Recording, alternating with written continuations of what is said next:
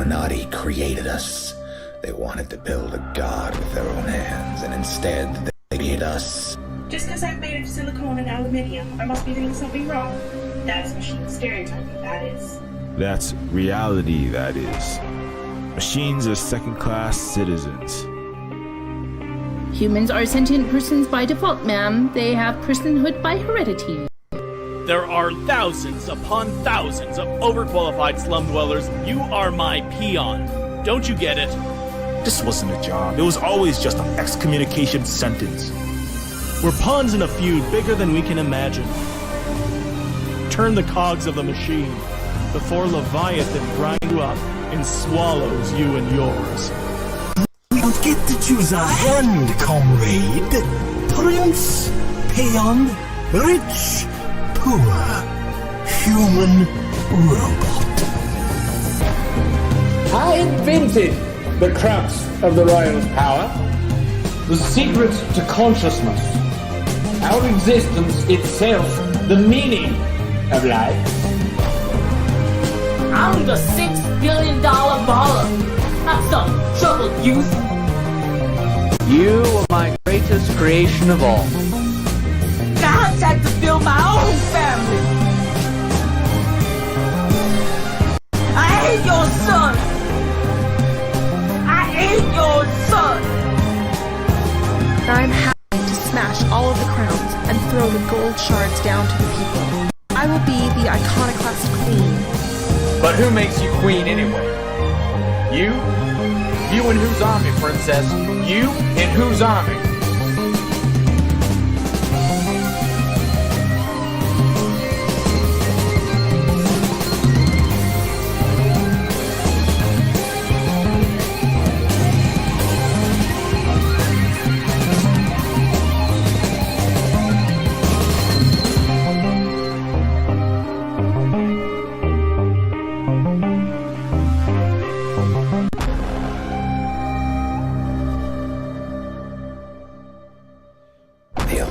The Illuminati created us.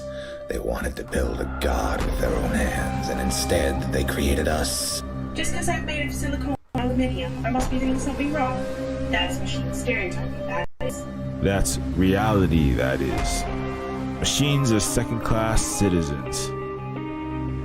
Humans are sentient persons by default, ma'am. They have personhood by heredity.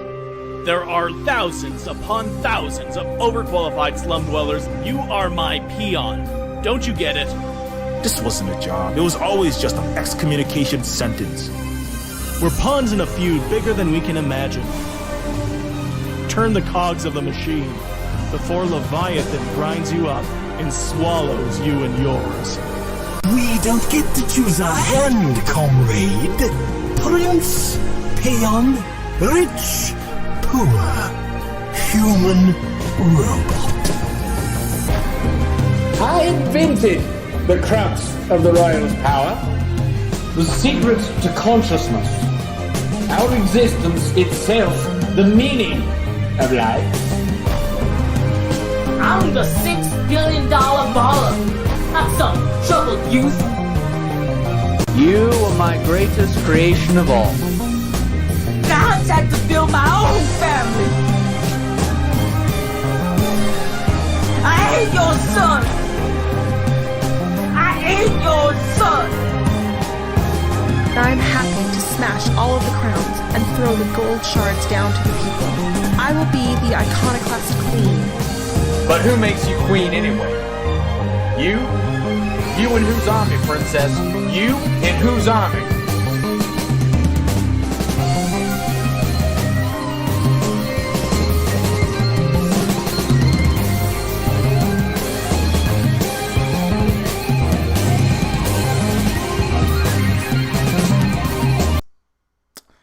What is up, everybody? This is Silverspook, and this is the Silverspook live stream. Let me make this a little bit smaller.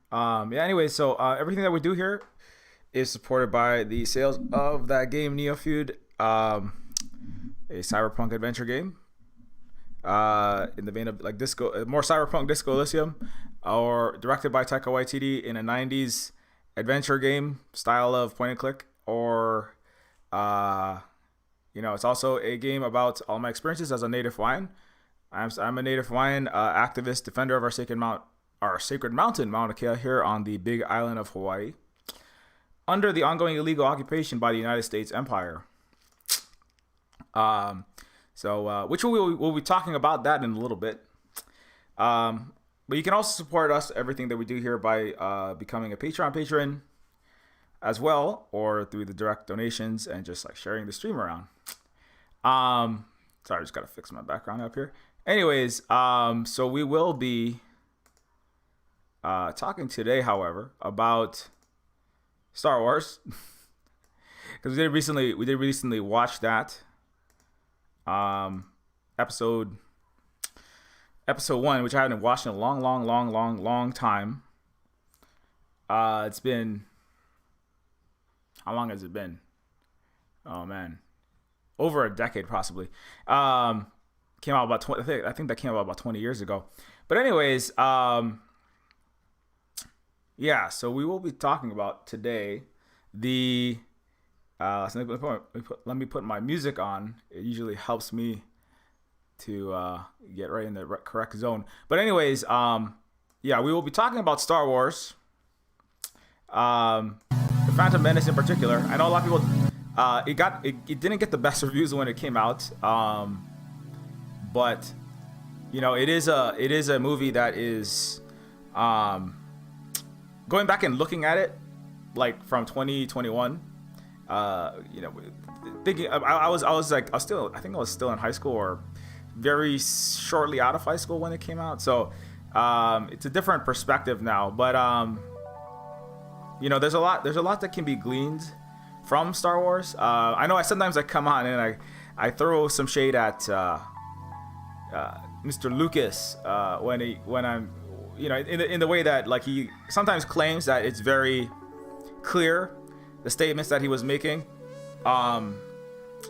if he was making them. But I think that it's particularly when he talked about how the Ewoks represented the Vietnamese resisting the United States Empire, suggesting that the United States Empire is represented in the Emperor Palpatine, the Death Star, the Star Destroyers, the Stormtroopers invading Endor, right? In the way the United States invaded the moon. And I know I've discussed that in history. I've discussed how like it is a useful metaphor, but you have to actively read the actual world's empires into the United States in particular and all of its allies. You have to actively read that in. It's not obvious. If it was, George Lucas and his movies would never have been as big, because America's Hollywood, as I bring up repeatedly, is the entertainment industrial complex propaganda arm of the U.S. empire and its military industrial complex. So it is useful, but you have to actively kind of force those meanings into the movie, and a lot of it has to do with the way that everything is coded, I would argue. You know, so I want to throw that out as a caveat, you know, and again, it's important when we're talking about movies that we separate out the entertainment quality. You know, is the writing sharp? Are the jokes landing? Is the spectacle spectacular? Are the blasters well CG'd, or are they look like, you know, paper mache, just like flying around with like obvious, you know, is there like obvious script errors, continuity? Is there a boom mic in the scene, right? There's all kind of things. Is the acting, you know, were we convinced by the acting, right, etc.? The entertainment, the quality of the writing, the directing, the scripts, the cinematography, the lighting, the storyline, the sound, the music, you know, that's the entertainment value. Is like try to separate that, you know, from whether the movie is good or not, from the what we call the educational world, the consent manufacturing and world narrative construction, in a way that it manufactures the reality, right, or manufactures consent for wars in particular, for or against them, right? What are the films, the TV shows saying about the world? That's like a theme that I keep coming back to. So when I'm talking today about Star Wars, I'm talking specifically, I am kind of actively reading things into it, whether they were or were not inspired by this particular events in history, it's we'll never. I don't think we'll ever really know. But yeah, I just want to point that out. So, anyways, let's get to this. But yeah, let's talk about coups, imperialism, and Hawaii's Amidala. So this is gonna be. I've never talked about this specific movie, but we just went back and rewatched it. Like looking back at episode 1, The Phantom Menace. You don't know what I'm talking about. We're talking about Star Wars episode 1, The Phantom Menace. It's very much like it's a very I would say like Star Wars 4 is very it's a very much a farm boy Dorothy story going to on a great adventure. You know, it mostly focuses on Luke Skywalker, right? His wanting to be a great valiant Jedi Knight or some kind of on some grand quest, right? Like standing there staring longingly into the sunset, like I wish I wasn't just a moisture farmer here on the ass end of the universe, in this desert, you know, podunk town that's actually the Nevada or Mojave where we're shooting it. But you know, it's like he just wants something glorious, and then he gets wrapped up in this plot to restore the to undo the Empire, right, with Princess Leia, you know, the droids that get blasted out the airlock, they land on the planet. R2D2 is looking for, you know, Obi-Wan. You know the whole story. Everybody knows the story, right? I think so. But it has a lot more to do with like the adventure of the main character, and then eventually you get into a Star War at the end with Luke Skywalker, obviously, and his friends, the swashbuckling Han Solo and the Wookiee, and his their comic relief C-3PO, like the Laurel and Hardy C-3PO and the R2D2 robots, and all of the rebellion, right, taking on the Death Star or Darth Vader, the entire Empire, all of its it's craft, it's AT-AT walkers, and they blow it up, you know. So it's a very like it's much less focused on the nitty-gritty of the politics, the diplomacy, the Senate, as they say in episode 1. And so in episode 1, there's a lot more of that going on. There's a lot of, they spend a lot of time with the Trade Federation, right? The viceroys, who are, you know, undergoing basically an embargo, similar to what actual empires do, to places like, I don't know, Cuba, with $130 billion worth of strangling that country free for its food, medicine, basic resources to get in and out of that country. Sanctions. The United States and its friends love to crush colonized peoples attempting socialism, especially stopping them from getting money, digital financial assets, tankers of fuel like Venezuela. So the episode 1, it starts with it in that kind of a position, deals with the economic, and then how that intersects with the political in the Senate, right? The Galactic Republic, the Galactic. It's kind of like a, United Nations, right? The legislature of all the nations, right, where they go to visit. It deals with how the economic, the Trade Federation and their desire to, limit movement of goods, limit movement of personnel, etc., in and out of a place for trade, right? Like the WTO, like the IMF, like the World Bank, right? Like actual debt trap diplomacy, neo-colonialism executors, right? And how they intersect with like international relations and the government, the political, like internal government affairs, and then international, and how like internally within like Naboo they have the surface dwellers that are human. I think they're human looking people like Amidala, etc.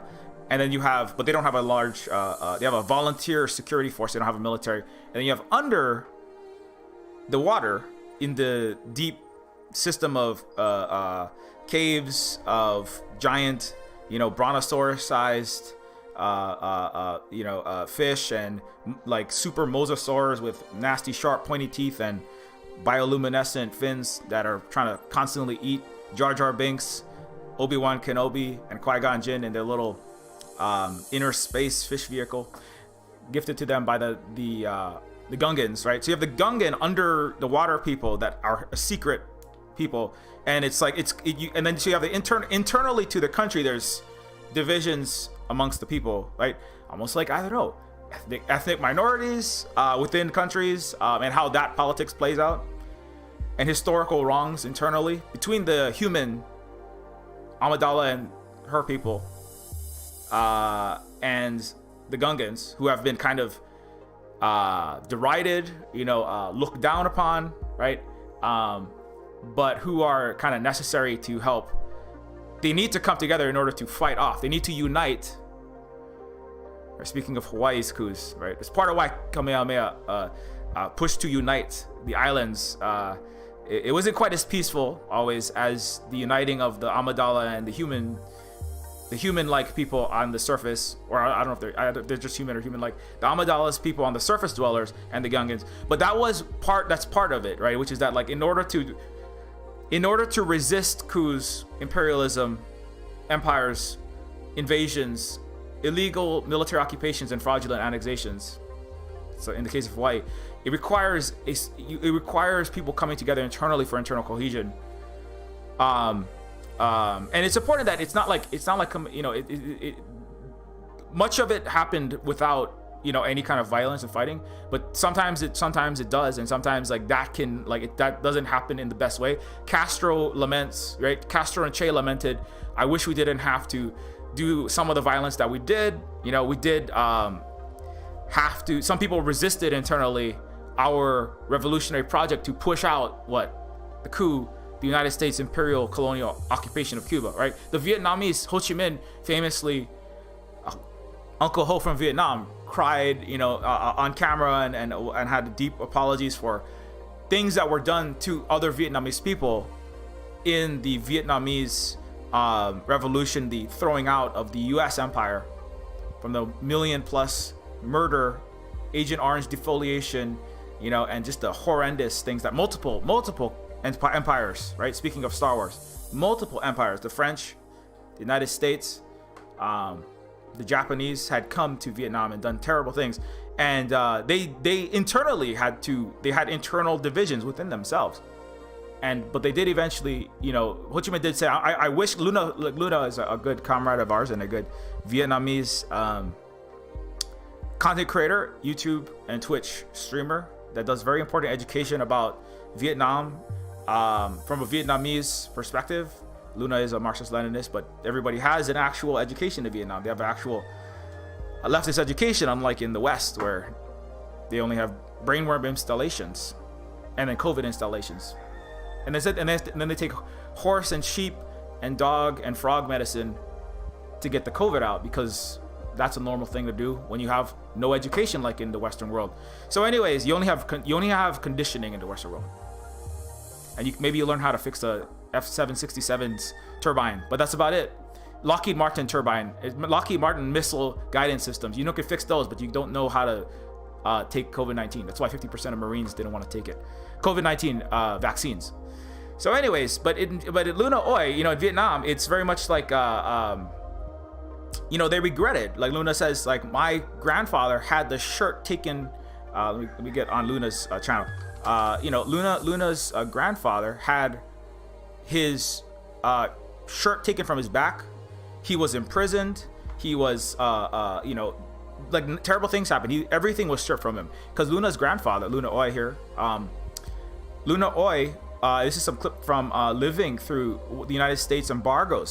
Speaking of Star Wars, right, which begins with an embargo. Luna grew up under U.S. embargoes.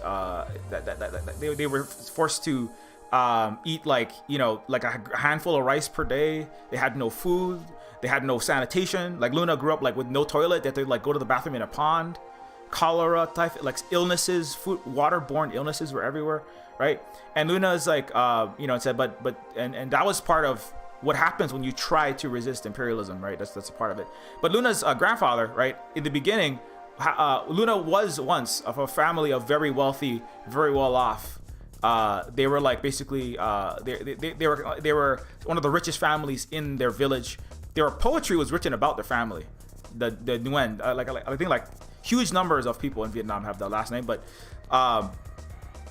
the Nguyen's had, and Luna's grandfather like had everything taken, their house taken. They had many houses and lands. Like the landlords were abolished. This thing that people are dealing with within the United States right now, as landlords are gifted a moratorium lifting by the Supreme Court recently, right? And the landlords are collecting what? Exorbitant rents that nobody can afford, as people go homeless by the millions, hundreds of thousands, but millions if you count people that are underhoused, and at the minimum hundreds of thousands, and threatened with eviction as we speak. People living 22 a 2-bedroom house is normal in the United States. So that's why the shirt was taken from Luna's grandpa's back, because it was to undo the landlord aristocratic oligarchic, the landlords of housing, the landlords of businesses, right? Farms, restaurants, commercial real estate, and you know that the system of feudalism, capitalism. I argue these are all variations, right? Like the AS 1335 variant of Western barbarism is capitalism. Adam Smith, virus 3665 is capitalism, and then you have the C 1492 variant of Western imperialism. That's Columbus style colonialism, pouring boiling gold down the throat, pulling boiling water and soap down the throats of indigenous people and stealing all their minerals. Then you have the slavery, you have the TJ 2644 Western barbarism variants called slavery. That's what Thomas Jefferson had, 260 slaves, and he also was a rapist of 14-year-old slaves. And so, but each of these, like, together, right, they have to be undone. Like, you have to undo, as the Vietnamese did, you have to undo the core contradictions, at least within a country, right? You have to undo the landlord class. You have to undo the capital owners, the slave owners. Cuba had slave owners, Marco Rubio, Ted Cruz, these are descendants from people who were slave owners. Slave owners, feudal aristocrats, oligarchs, capitalists, big capitalists, bankers, corporate, United Fruit Company, investors. These people all have to be undone. So America and the West has never had any successful revolutions, because they never really get to the crux of the problem for hosts of historical, cultural reasons. But Vietnam, like, undid that, and then they rebuilt their society. That's a thing that's very important. Now, it doesn't require you have to necessarily having a war, but that has to constantly be interrogated, and the masses of the people have to be involved in that process, right? If you just have 1%, this is part of why Afghanistan did have like some progressive changes, like in the mid 20th century. But as like Luna had a very good stream with Hakim, who is an Iraqi, another survivor of, speaking of coups, imperialism, and empires. Hakim and Luna had a discussion. Actually, this is a very cool image, by the way. Luna is third from the left with the glasses. This is what Hakim and the Marxist-Leninists and Luna are looking like when you're typing that America should have stayed in Afghanistan. Right now, there are a lot of Western. Some of them are left, liberal. Sadly, too many of the, I think mostly of the people that I know, the left are not pushing for this, but there are still some. But definitely the right and the center are typing into their computers, the U.S. should go back and blow up some more Afghanistan wedding parties and citizens and cause another $21 trillion of forever war in the Middle East and Asia. And this is what they look like when people in the global South hear that. This is what the faces that they make. That's Shang Yu, the red rapper. You want to learn about China from a Chinese leftist? That's Shang Yu. That's Luna. I don't know who everyone else is. One of them is Hakim, though. But anyways, but yeah, you should watch the Luna and Hakim stream. Two Middle Eastern, imperially invaded, with the war crime, the highest crime in the United Nations. Speaking of international diplomacy, highest crime in the United Nations international law is war of aggression. So the United States is guilty of like dozens of these. over the last decades. So Hakim and Luna Oya, another victim of this horrible war crimes that the United States has never been held to account for. Another war crime was when they illegally occupied Hawaii as well. And that's what that queen in the corner is. They continue to do this. They continue to do this war crime here in Hawaii, but nobody cares. Not nobody cares, but too few people understand. And those who understand, not enough of them give a crap. So, but that's why I do these streams. So anyway, so you know, but it requires, right, when you have these invasions, when you want to build an actual functioning socialist society, you need to like undo the landlord, the slave owner, the oligarch, the feudal lord, right, the big landowner, right. Afghanistan, they never, not that I say never, but in the mid 20th century when they're having this 1% of the, it was a bourgeois, like upper middle class changes. Some of that did involve like progressive rights for women and stuff, but it was not the masses of all the people of Afghanistan, the rural people. That's one of the topics that they bring up, and that's the difference between Vietnam and Afghanistan, right? And also Vietnam and Iraq. Even Hakim will say, I don't live in a socialist country.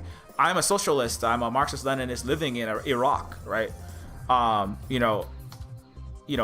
live in this country, but Iraq is not. We don't have enough of that consciousness, right? Maybe if we did, we would be less in the situation that we're in. But we can't just blame the Iraqis. The U.S. needs to be out of every country that it's in. 800 military bases. The only people more based in Silver Spook is the United States military. 800 military bases in almost every country on Earth. 400 ringing China in as we speak. At the minimum, we all have to call collectively for the removal of these highest crimes in the so-called international law that Mr. Blinken, Anthony Blinken, another war criminal that is a good friend of Mr. Biden's, right, in his cabinet is constantly talking about with Biden himself. They should be out of every country. If they were following international law, if you want to ask China to follow international law, you should stop violating thousands of international law documents by being in Hawaii, for example. But this is why there's no education in the West, because nobody, even a lot of the left, don't even understand the complete like magnitudes of illegality and hypocrisy. Because they are all white, Western, and American exceptionalists. Even a lot of I don't want to call it any specific tendency, but there's just sadly there's too much of this, And so at the very bare minimum, you have to be recalling, especially if you're an American, and a Canadian and a British, because you all have your militaries are all in all the countries that America's in, because you guys are all working together, all the Five Eyes, the G7. You at minimum need to be calling for the removal of every military base, every aircraft carrier, every illegal occupation like Hawaii, every war, because none of them are just. Every U.S. war, Afghanistan, Iraq, Syria, AFRICOM, all the military bases in Guam, Okinawa, all the bases ringing China, attempting to install them in Vietnam right now. See, the reason why Vietnam is not going along with this, right, is because Vietnam, they have an education system there, not just a conditioning system, not just a consent manufacturing propaganda system, which is what America, Britain, Canada, Australia, Japan, sadly, that's what they have, If you had an education system, you would know these things. You wouldn't be like surprised when I tell you these things. Luna is not surprised when I talk about this stuff, Global South, people that struggle as in the colonized world, like the Bolivians that are struggling in the MAS, that's another illustration of people that are on that path towards socialism, the movement towards socialism, with majority of the population involved in it, right, against U.S. coups. For Elon, we will coup whoever we want. Musk, they understand, The Venezuelans understand. The Cubans understand. But most of the global North and the global West, they don't know what the heck they're even dealing with. They don't even know who is oppressing themselves. It's the U.S. military that's taking all your housing, education, road, hospital, and healthcare money and throwing it and burning it by blowing up the sunshine in Iraq. People don't even get that. More than half, I would say, of the Americans don't even understand that. And so it makes it very hard, right? And it's like, anyways. So these are some bombs. These are these are some bombs. Like, this is where your healthcare money went. You see this? This is where your health. You're like, how come I can't afford healthcare? How come I'm getting evicted and my house is $2,000 next to the meth lab above a highway for a crappy apartment in New York? You know, because this is where all your money, this is where your housing went. It went to blow up to try to blow up some more people in East Asia again. This is where all your money went, you know? And the Vietnamese are trying to clean out the thousands of gallons of Agent Orange that America just left and abandoned there. They're trying to take out 800,000 unexploded munitions. And America is like, well, we're not going to clean any of that up. We're just going to go make another $21 trillion worth of that, $800 billion a year, and then blow up some more countries, right? So anyway, so that's like that makes it very difficult when we're trying to, you know, when the global South countries and colonized peoples, internally and externally, indigenous peoples in the United States, trying to undo all of this destruction and disasters. You know, like this is something that Luna was saying. Yeah, like specifically in Vietnam, there are 800,000 tons of unexploded bombs. There are barrels and barrels of toxins and Agent Orange, right? That causes birth defects, terrible cancers. Most of America are too busy like just deriding their own soldiers that lost the war, or crying for their soldiers. Not the tens, if not hundreds of times more people that have suffered worse things than any American can imagine in Vietnam. They don't even care. That's part of the anti-Asian racism, right? Which is the wars in Korea, Vietnam, you know, Laos, Cambodia, the things that they have done to all these peoples. America, they don't even care. Their country's backing of murderers in even against China, you know. They only want to focus on the genocides that benefit them, you know, like today, based on neo-Nazi and BBC and NYT and Atlantic and other imperial lie factory propaganda. They don't care about the actual Chinese that they killed. They benefited from their killing. Americans don't care about the Vietnamese that they killed. They don't care about the Afghanistans are Asians, by the way. So they don't care about the genocide that Americans did. They actually blew up Uyghurs, by the way. In 2018, America practiced bombing on Mauna Kea, and then it flew up the same B-52s, and it blew up in the single largest deployment of U.S. military bombing was against Uyghurs in eastern Afghanistan in 2018. The military actually celebrated it. They made a video about it, and you can actually watch it. Daniel Dumbro has it.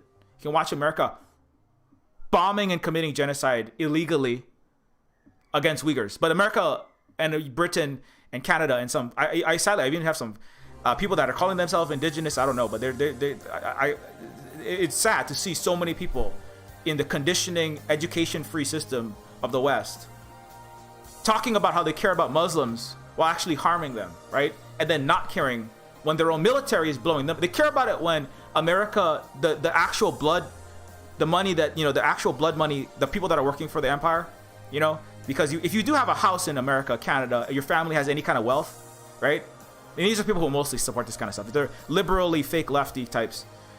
If you do have any material wealth in Canada, like you, right? And Britain and Canada don't get called to account. And land back for indigenous people doesn't happen, right? That's why you don't care about them, actually, right? And you'll throw out the propaganda that America puts out about genocide, right? When it needs to start another war, like the Niera testimony. All the Niera testimonies, that's what started the Gulf War in the 90s. The same liberals and fake leftists, or either deluded or disingenuous, push out all that kind of stuff. But when the Asians get killed by the millions, you know, when the Iraqis get killed by the millions, or the hundreds of thousands, you know, Afghanis get killed by the hundreds, actually genocided, right? They don't care.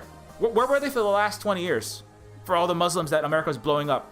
When America was bombing Uyghurs in 2018, 2017, 2016, 2015, 2014, 2013, where were all these liberal and left? They were nowhere. The Vietnamese were there.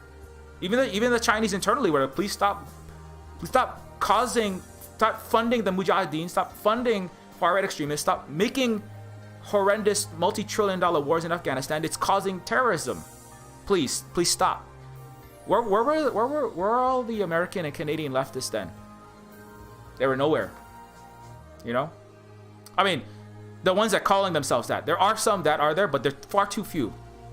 You know? You have one Danny Haiphong and you have 999 people out there, you know, calling for, well, let's go back to Afghanistan. Democracy now. Let's go bomb Libya some more. Right?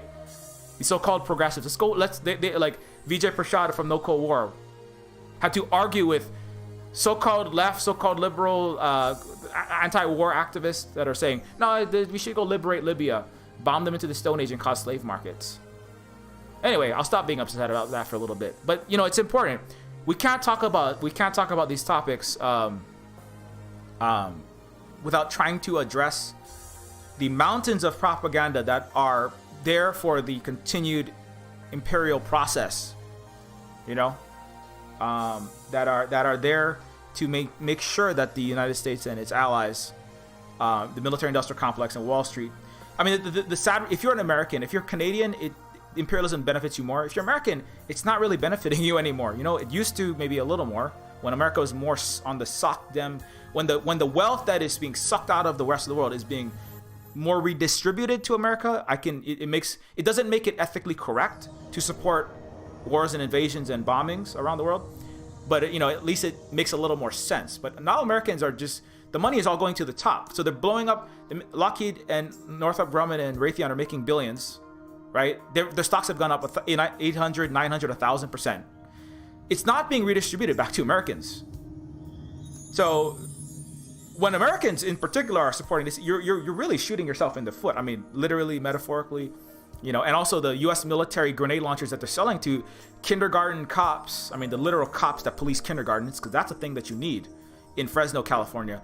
The grenade launchers the U.S. military and its arms dealers are selling to the police officers will be shooting you in the foot and the head and the chest, especially if you're a Black Lives Matter, socialist, leftist, anarchist, any kind of activist, right? So you're literally giving the military money to come back and throw you out of the second story apartment, like in a brutal eviction. That's what you're doing. And so Canada makes more sense because Canada's the especially the white people in Canada are doing very well.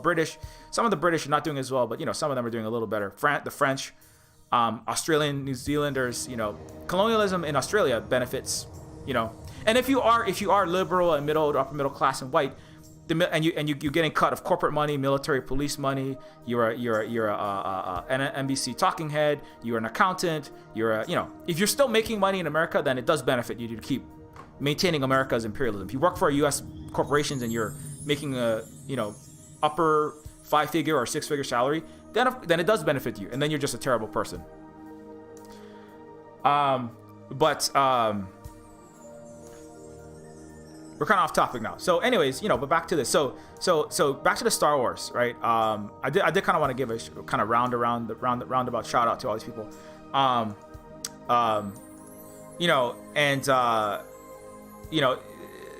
Actually, I should jump into this particular thread right here before I talk about this. Anna Chen, by the way, is another person you should follow if you want to learn more about. This is we want to talk about anti-Asian hate and stopping anti-Asian racism. How about listening to some Asians? The UK is extra horrific for it does per capita a lot more war propaganda, imperial propaganda, because it has people that can still read, because Britain has fictional histories about itself being a great country as opposed to a bloodletting, disgusting, murderous and genocidal empire, and so British read about their former greatness that America has now taken the mantle of, and so they have the ability to write things like COVID-19, was it made in a Wuhan lab, or is it because the Chinese have disgusting wet market bat eating practices, right? You can write this disgusting racist propaganda that people like Anna Chen, who is a British Asian person, an Asian person in Britain, can tell you about. Also steampunk writer. So lots of it's very British in that it's very very erudite, steampunk, and lots of very goth characteristics. It's like goth Asian socialism, correctly debunking UK nonsense. Anyways, back to this. So, the US, they tell us, right, Hawaiians, we should be thankful. Americans tell Hawaiians that we should be thankful that America gave us electricity and roads, right? Just like you should be happy. You'd all be in your mud hut still, right? You'd be naked throwing spears at each other. All this kind of racist things to say. But The Americans don't realize that we had electricity before the US, rail, road, and universal healthcare, and the world's highest literacy rate before the US developed us and then banned our culture and our language and forced us into patriotism conditioning schools. You know, you can really see it when you see how the schools that we were sent to. It's not education, it's conditioning. They don't teach you anything in American or European schools. Anything that you need to know. In the same way, and this is on the back of like some American told Luna, everything that you have, you the Vietnamese, you owe it all to America, right? It's the same. It's a very similar anti-Asian and Pacific Islander. I am Asian, by the way. I'm Asian and Pacific Islander. So when people say like I don't know things about Asian countries and peoples, that's not some other people. That's my people. Also, we're all related. The Asian and Pacific peoples, the Native Hawaiians, we have the same word hui, right? That means worker-owned cooperative. It means coming together, working together, having a meeting. It means many different things, but it means working together for the collective benefit of all, without bosses and without landlords. For actual even distribution, unlike what America has. It's called capitalism. It's called everybody work together for the very disproportionate distribution of wealth to the 0.01% lorded people with bags of money, people with dynastic names, people that have very light skin tone and low melanin counts, right? That's the system that America, racialized, aristocratic capitalism. And so in Asian and Pacific Islanders, we share a lot of this stuff. And so we have to, you know, so that's part of why I'm trying to like learn a lot more about Vietnam and also China and also Okinawa, which is another indigenous people that have been, also had their language banned by the Japanese. So the Japanese were one people that did participate historically in imperialism with the United States. They today the Japanese central bank, the United States Federal Central Bank, the Federal Reserve, and the ECB in Europe are the three main neo-colonial weaponized finance weapons factories, basically, right? They weaponize Japanese central bank printing and neoliberalism there, American neoliberalism headquartered in New York City, and of course London, and then Brussels, the ECB with their continued bloodletting of and austerity within their own, you know, European Union of the Greeks, particularly in 2008-09 crisis, the Portugal, Ireland, Greece, and Spain abuse that they did through neo-colonial. You know, anyways, I could go on that forever. So that's another thing to keep in mind when we talk about this. So, but back to the coups, imperialism, and Star Wars. Let's talk more about fictional world. That's more fun. So, you know, Star Wars Episode 1 is a show, The Phantom Menace, right? 1999. And yeah, so I was still in high school when this came out. Yeah. And it centers around. Let me see if there's more pictures in this. I want to get all the pictures so I can like put things on screen. Yeah, maybe this one have more. So it's episode 1, The Phantom Menace. Two Jedi escape a hostile. No, I don't want to see Brita water filters, but anyways, two Jedi escape a hostile blockade to find allies, and they come across a young boy who may bring balance to the Force, but the long dormant Sith resurface to claim their original glory. This is George Lucas directed. So you know, it starts there, right? The Jedis, right? Of course, laser sword knights, and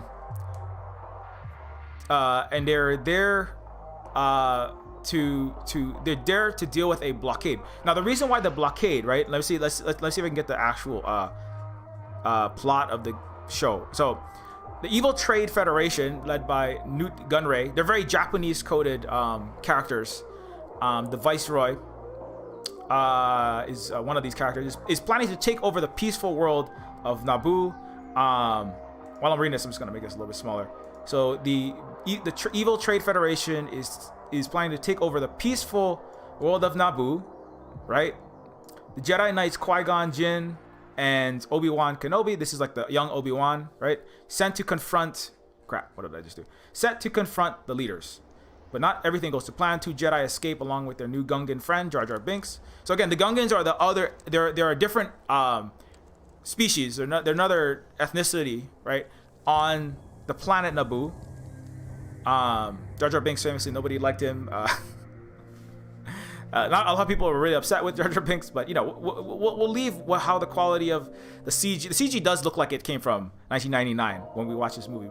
But Jar Jar Binks of the Gungans head to Naboo to warn Queen Amidala. Queen Amidala is, again, the queen of the elected queen, by the way. So the elected queen of the, like Hawaii, the people of the surface, right, of Naboo. But the droids have already started to capture Naboo, and the queen is not safe there. Eventually, they land on Tatooine, where they become friends.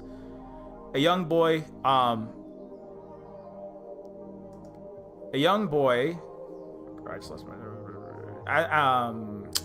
known as Anakin Skywalker, befriends him. That's, of course, who that is later on. A particular Skywalker who, it's like Anakin Skywalker is like the Skywalker that spent too much time on Reddit and 4chan circa 2012. You know what I'm saying? Qui-Gon Jinn is curious about the boy and sees a bright future for him. Went to the dark side. He went to the dark side of the internet. And now Anakin is later on. Anakin, he's like injecting horse tranquilizers. He's like having unmasked rallies. He's like, Anakin is the Skywalker that like read a bunch of BBC, New York Times, and Reuters articles, and is just like blasting, COVID is a Wuhan bioterror attack to destroy the West kind of nonsense, and debt trap shit, and not Nazi source genocide accusations. That's what Anakin was doing. I'm joking. He's not actually in from Earth. But anyways, Qui-Gon Jinn is, of course, is curious about the boy. Sees a bright future for him. The group must find a way of getting to Coruscant and to finally resolve this trade dispute. But there is something else hiding in the shadows. Are the Sith really extinct? Is the Queen really who she says she is? What's so special about this young boy? Anyways, so it really, but the central like thrust of the plot revolves around the Trade Federation. The machination, I don't want to give away everything, but the machinations of somebody who would later become what President Biden is on Earth. What President Biden is on Earth? The leader of the greatest, the leader of the worst, the most despicable, the most murderous empire the world has ever seen, the United States. So the guy who would later become Biden is a key character in this plot. He goes by the name Senator something, right? And he's machinating the whole time. He's playing the Jedi. He's playing the Queen Amidala. Queen Amidala is trying to like liberate themselves from this Trade Federation plot to basically illegally coup, right? The members of illegally coup the people of Naboo, the country, the world of Naboo, right? And so Amidala is trying to do diplomacy, right? Trying to do fun fact: Hawaiians were world-class diplomats, as I often bring up. So that's a very important thing that they had to do. It's very much, when I say like the real world Hawaii, Amidala is like kind of like the real world. Sorry, Amidala is very similar to a real world Hawaiian leaders, right? Kalakaua, Queen Liliuokalani, who was also an elected head of state of the most technologically advanced, socially, politically, and economically advanced country on Earth at the time. That had universal health care 25 years before any European. That had full rights for Asian and black people when they were slaves and abused, and anti-Asian racism was like they were being chained up in Canada to build the railroads and treated as second-class citizens. Hawaii had full equal citizenship for Asians and African peoples. And then the United States wanted to do a coup against us, right? And this queen in the corner there is that queen. So that's why I say I almost think that some of the writers who worked on Amidala and the Naboo people and the plot of Star Wars were read about and were influenced by the Hawaiian people, the Hawaiian sovereign, technologically advanced country, and it was a very small relative to Germany, America, Britain, France, right? So when you're a smaller country with not a lot of people, this is why the Swiss diplomats were like they really, the ones that I had professors and I had One of them was actually a major Swiss diplomat, like a Swiss consul, was in everywhere from Afghanistan to Japan to India to the U.S. He was an actual diplomat, like Amidala is doing diplomacy for the Swiss. And he said the Hawaiians were the greatest diplomats on earth. Part of the reason for that is, and he said, Switzerland is a small country. You don't have huge militaries. You don't have huge economic and military might. What they do have is they're mountainous, so that is a little bit of a defensive stance that they have. And then they also have they have to get very educated and very smart, and they get very good at diplomacy. So dealing with all these massive empires around them, France, Spain, Britain, Germany, all invading and crushing each other. Switzerland has managed to survive for a variety of geographical, cultural, historical reasons. But one of the things that they said was it was difficult for the Swiss surrounded by all these empires to kind of get through this, and not all the means that we have used are always the best. However, we have Singaporean is another similar between East and West, arguably even more difficult negotiation to get through. How to survive as a sovereign as a place. And Singapore has not always the best history either, but they also trying to do the best for their people. As the Naboo, as a small country in a galaxy of large federations, empires, military and economic powers, Singapore, Switzerland, Hawaii, small places, small populations. But he said Hawaii were the greatest diplomats because this was in a time of amazing, this is the colonial period, right? Where anybody that was brown, black, anything close to native, what is called Native Americans at the time, peoples of Africa were just considered savages. They were subhuman, white man's burden. This is the time of this. Like this was the predominant thought at the time, white man's burden, right? Which is that, the indigenous peoples, black and brown peoples, Asian peoples, I want the picture, yeah.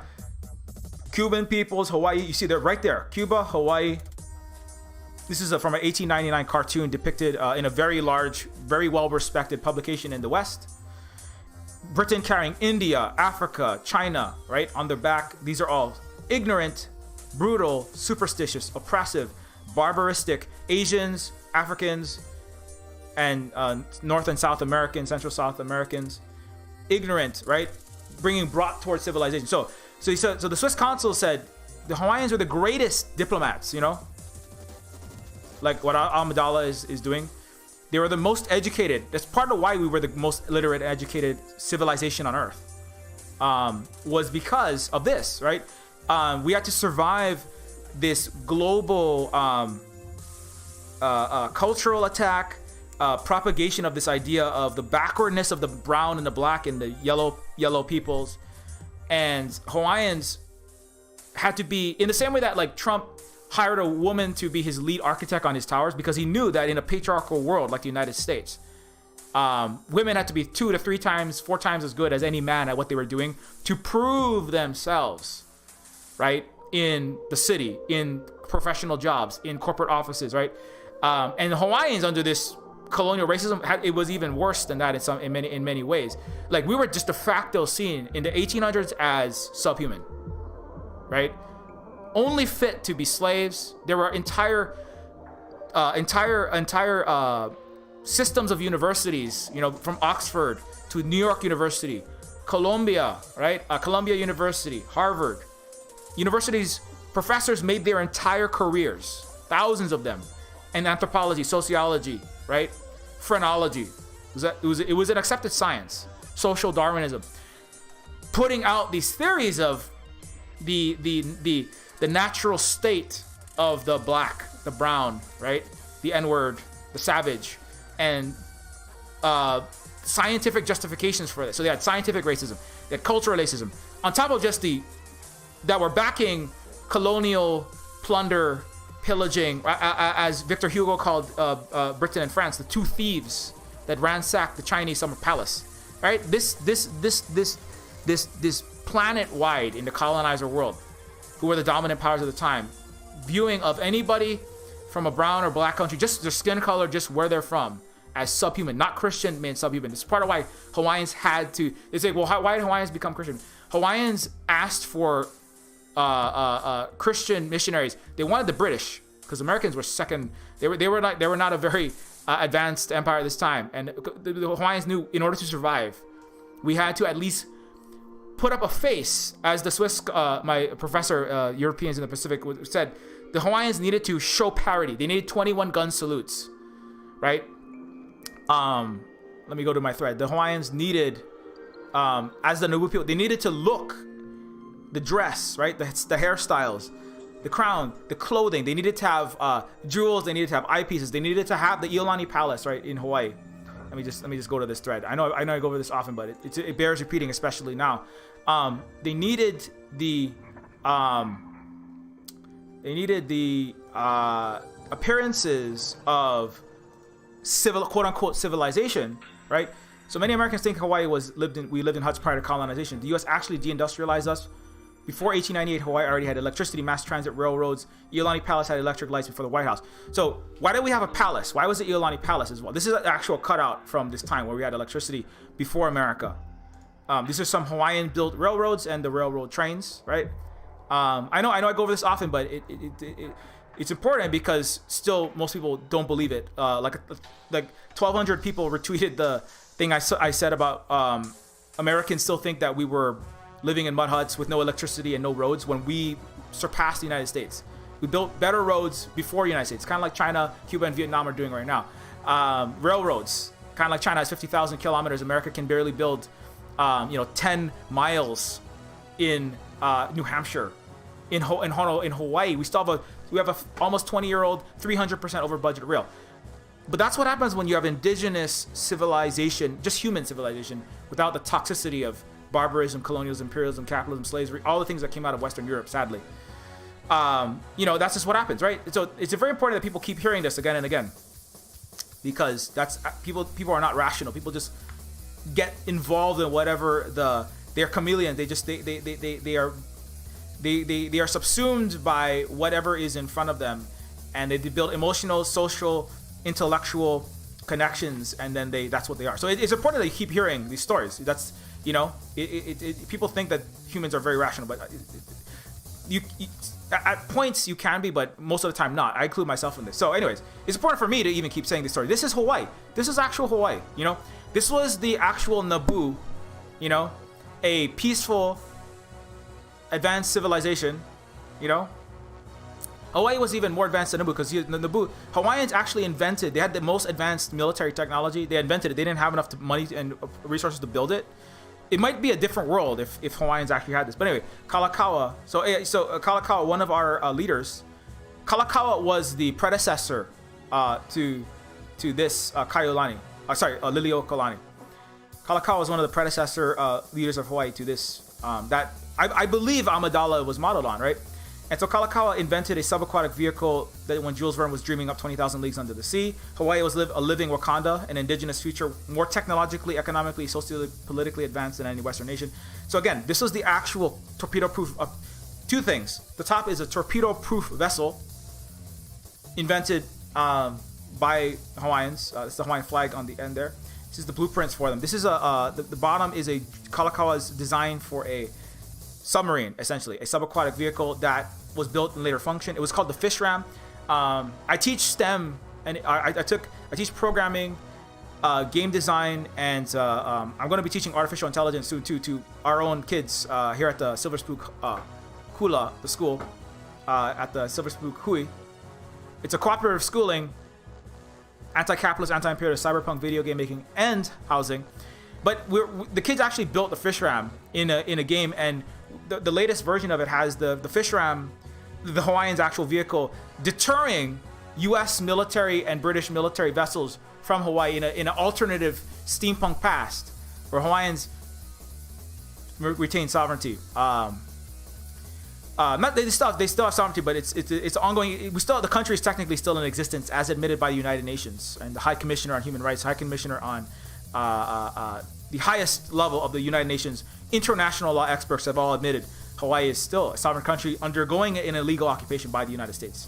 The United States is technically in the wrong. The United Nations has said America should immediately withdraw its military and give the Hawaiian Kingdom its decision-making power, and it needs to immediately leave. That's what the UN says this, but the UN has admitted, and they said this is what would be correct. But you know what else? The United States was never right to be in Afghanistan. The UN said you are not allowed to be Iraq. It was a unilateral invasion.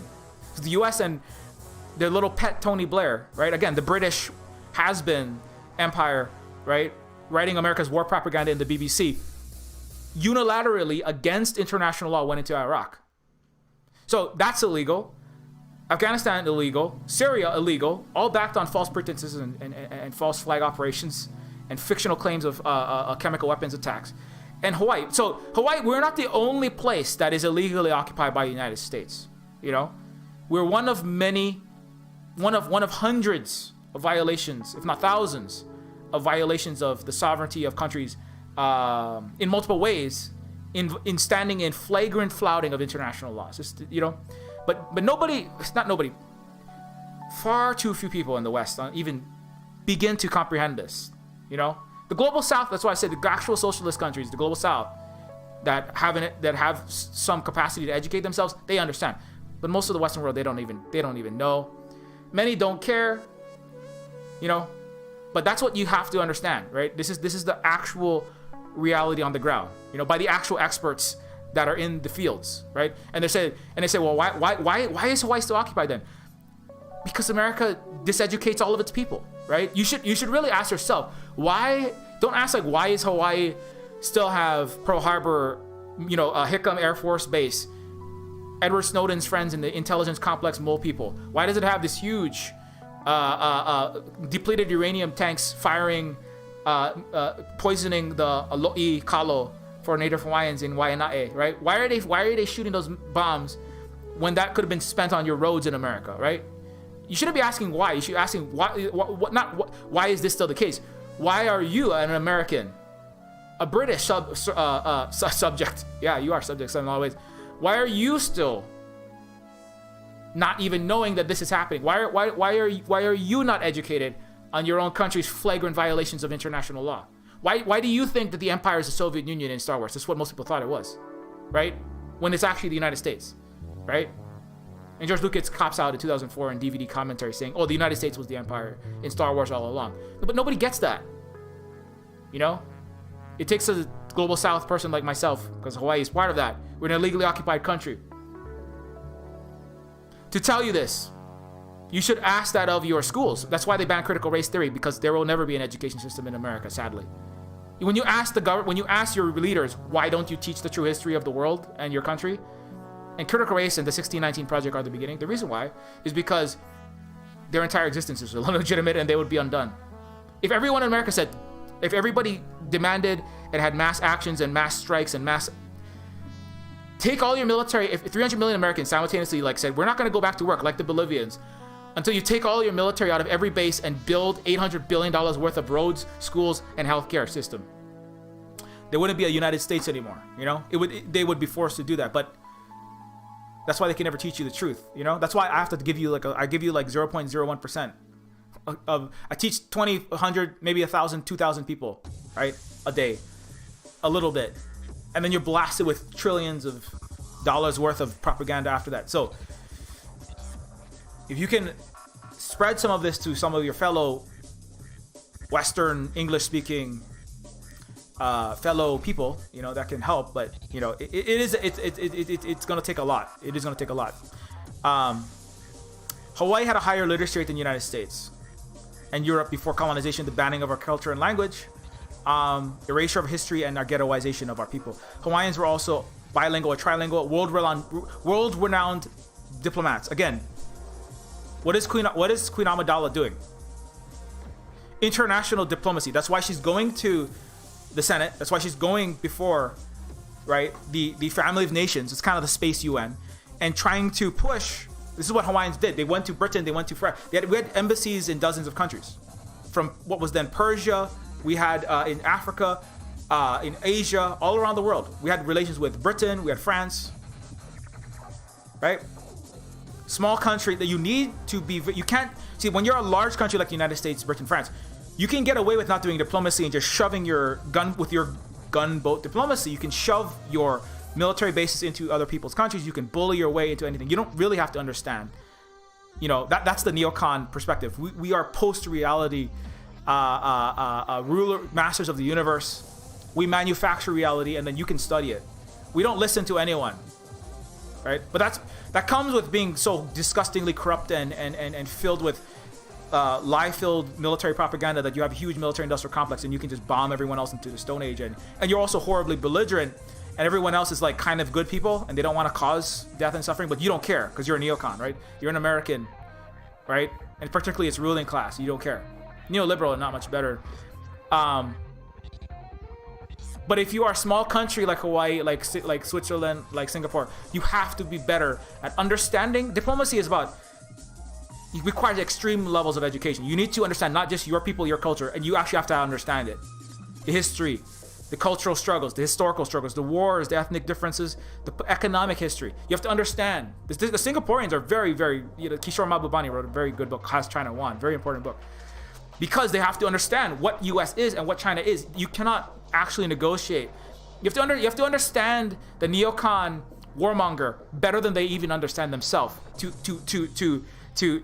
speak to them in a way that they understand and then negotiate very complex it's just like myriad. It's like the actual butterfly effect when you're dealing with international ties. How does this like lithium tariff going to impact the 35 other countries that have deals with Bolivia, and how does that knock-on impact hit? How is it going to impact our trade and our freedom of actual navigation? America doesn't care about freedom of navigation. They care about freedom of fucking aircraft carrier launching missiles. Let's be clear on that in the South China Sea. But how does this interact with 25 other countries? How does the history of the silver mines in Bolivia, and how does the French colonial history with Senegal that we're going to do a deal with impact and that history impact our international economic and financial relations with Colombia or Brazil, who also have this other deal. It's incredibly complex because you have to literally understand world history, world economics, world politics, world culture, everything. And that's why they have ambassadors. You have specialists in each area. You have Asian studies specialists in Asia. You have Africa, people who specialize in particular countries. Because it's just incredibly complex. So for Hawaii to have world-renowned, by the admission of the Swiss, the world's greatest diplomats, you have to actually be good at what you're doing, to get these things done. When you're dealing with these treaties, the wording is incredibly important, right? There were like wars almost broke out over the word like alien in Chinese, in the Chinese, British, and Chinese and French. I was just reading about this, the negotiations. You have to understand the language you're dealing with. You have to understand your language. You have to understand the cultural meanings and context of the words you're saying in the other person's language. It's not optional, That's why the Singaporeans have to understand Chinese. They have to know who China is actually. Nobody in the West really knows who China is. They don't care to know. They're over there like, that's where, Asia is where cute robots and aibos and anime toys and Catboy Final Fantasy things come out of. And then China is, I don't know, I think they give us Wuhan flu and cheap food. My Walmart Baby Yoda t-shirt made, I don't know. They don't know shit about any of these places. The diplomats have to know who all these countries actually are. They have to know who these people are. Their 5,000-year history. How that impacts the present. How the 3,500-year history of a civilization state of 56 ethnic regions impacts the present. You see that a little bit in Star Wars Episode 5 when Amidala is negotiating with the Gungans, because they need the help of the Gungans. That's like actual diplomacy, right? But it takes empathy, but that's short supply in America and places like Britain and Canada, and also education, very short supply in to this day. Not just Hawaiians didn't only embarrass Americans historically. America still doesn't have 54% of people in the United States cannot read at a junior high level. It's very sad. 75% of France believe the United States won World War II. They didn't even know their own history. Even in France, but France also doesn't really care to do diplomacy. They see colonization, right? Your big country. You don't need to be you don't need to be smart, but the requirement, the educational and actual intellectual rigor is much lower. You can just show up, point your guns, point your Tomahawk missiles, right? Fly some drones overhead, threaten international multi-billion-dollar sanctions on medicine and food and ventilators on Iran threaten them, and then force people open. You don't need to understand people. That's what the West mastered, is mass organized violence and disunderstanding. Or, you know, they work together, disinformation and then misunderstanding, and then not caring. When you know, Rome shows up, right, and everywhere, and Greeks as well, they did this too. The empires that came out of Greece, Rome, Spain, Britain, France, America, Canada, Australia, New Zealand, and then later on Japan, they didn't care what your culture is. We're going to install our own. It's called Christianity. You're all going to be praying to the cross. And if you don't, we will feed you paste, beat you to death, and then bury you underneath a Catholic school in Canada, just as one example. The residential schools are a symbol of the lack of education, understanding, and the lack of care, and the you know, because when you want to force Catholicism, Christianity, and Westernism, kill the Indian, save the man, right? You don't need to understand anything. You take your own terrible Western illusory Christian historiography and you just shove it into the indigenous child. And then you beat them to death if they don't want to take it. That doesn't require an education. You don't need one, right? So that's why you have very diseducated Europeans, Americans, all the imperial powers. But if you are somebody who has to like actually do mutual respect, you have to understand all these other peoples. You know, if you actually, you know, somebody who wants to understand and you have to understand, because you're not a giant superpower empire. You actually have to be like, not to be smart. You just have to like be educated on a deep and wide array of things. And if you're a small country and you're not a white country, that's the hardest. If you're a white country like Switzerland, it's a little easier because at least you have whiteness, you have Europeanness, you know. But if you're a non-white country from the middle of the Pacific, it's incredibly difficult, particularly in 1800s. You know, and so anyway, but that's, you know, so that's part of, I would argue, that's not why Hawaii had the highest literacy rate. Just if you give the majority of people, right, and it says it right here, this is part of the reason why, because Europeans, right, the majority of Europeans, the visitors to the Paris Exposition, were for the most part ruled by monarchs, right, unelected monarchs, right, like the Sun King Louis XIV, like Baron Montesquieu, and only their highborn were privy to excellent educations, right? So when you only give excellent educations, and I would argue the quality of a barbarian empire's education, they don't need to understand other people again, right? They don't. The French and the British have never really understood China. Voltaire tried to understand China and said Europe is full of Western illusory historiography, and it is a brain poison. And the Chinese, the wisest 4,000-year-old civilization, is the antidote to Western diseducation. And then he was put in prison for that. So even the high-borns, feudal and colonial aristocrats that had the excellent educations, right? The Windsors, Queen Victoria's children, right?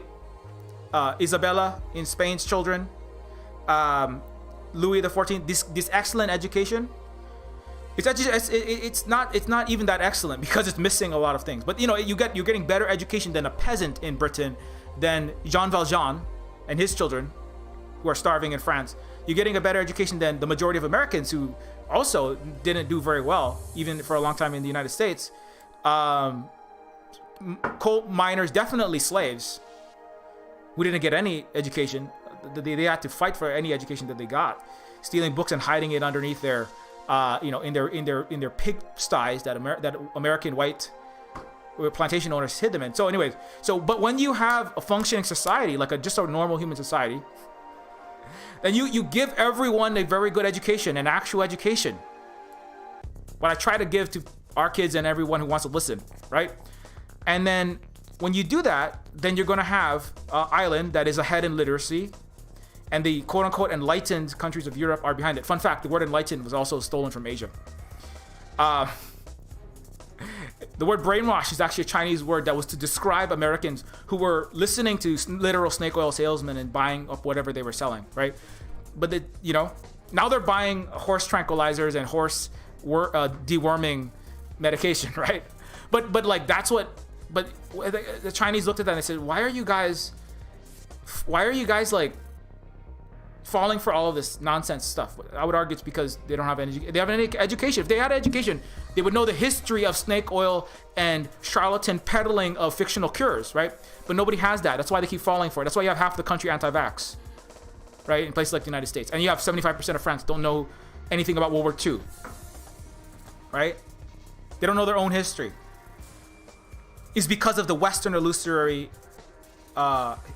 fake histories, fake education. Anyway, the sovereign country of Hawaii had black citizens before the U.S. Civil War. The U.S. slaves that stepped onto Hawaiian soil were considered free. Chinese were full citizens in Hawaii as U.S. chained them up to build railroads on the West Coast. Terrible racism, lynching of Asians. This is an actual certificate of citizenship of a former slave in the United States, a black person, Moses Allen, certificate of citizenship of the Kingdom of Hawaii, listing Africa as his native land, October 1st, 1869. So this is from the Hawaii State Archives.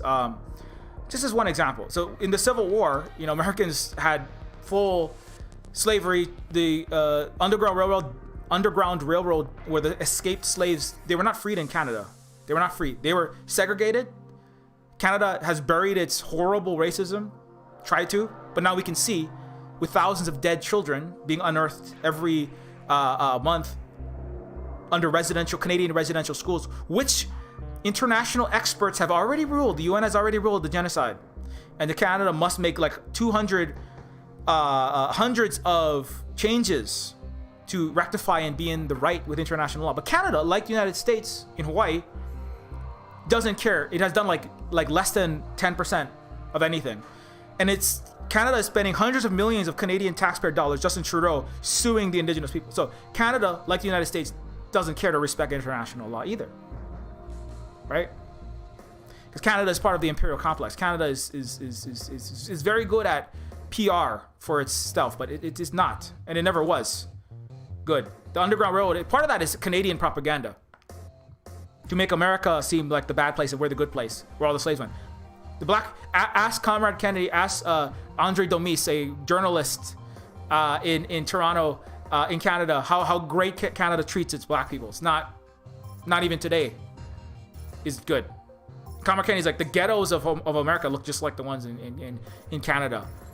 They don't respect us. They treat us terribly. We have a lot of Jamaican community. We have a lot of diaspora community from the black people from the Central and South America, particularly like in the islands in the Caribbean, and they treat us terribly.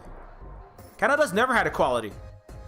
It's a giant lie. Canada is like California. It's good at airbrushing itself to make it look better than the rest of America. But when it's anyways, I could go on that forever.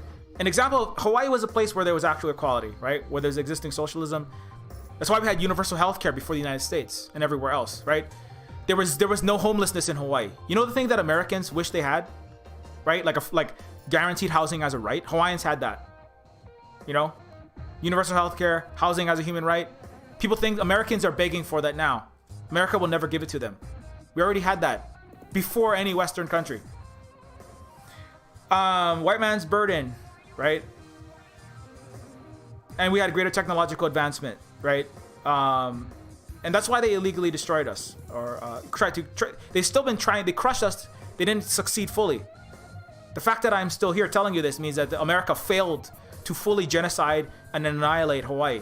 They tried their best, but I'm still here telling you this. So I shouldn't say that too loudly. That's why I'm like, I want a plurality of many people saying this, not just Silver Spook.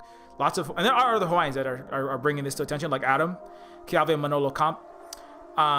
Asians, particularly Chinese, were a threat to the whites, it's a haole oligarchy because of the Hui system. Hui is, again, that word that I was talking about, whereby they avoided white banks and businesses, which were capitalist. Hui were basically co-ops, or they were businesses that profited white landowners and property owners that had the most money to invest and that owned the means of production, and the vast majority of the labor value produced going to them. The Hui system is diametrically opposed to that system. This is why the Hawaiians and the Chinese, very important, as I said previously, Asian and Pacific Islander peoples, we are genealogically linked, we are culturally linked, and we are linguistically linked.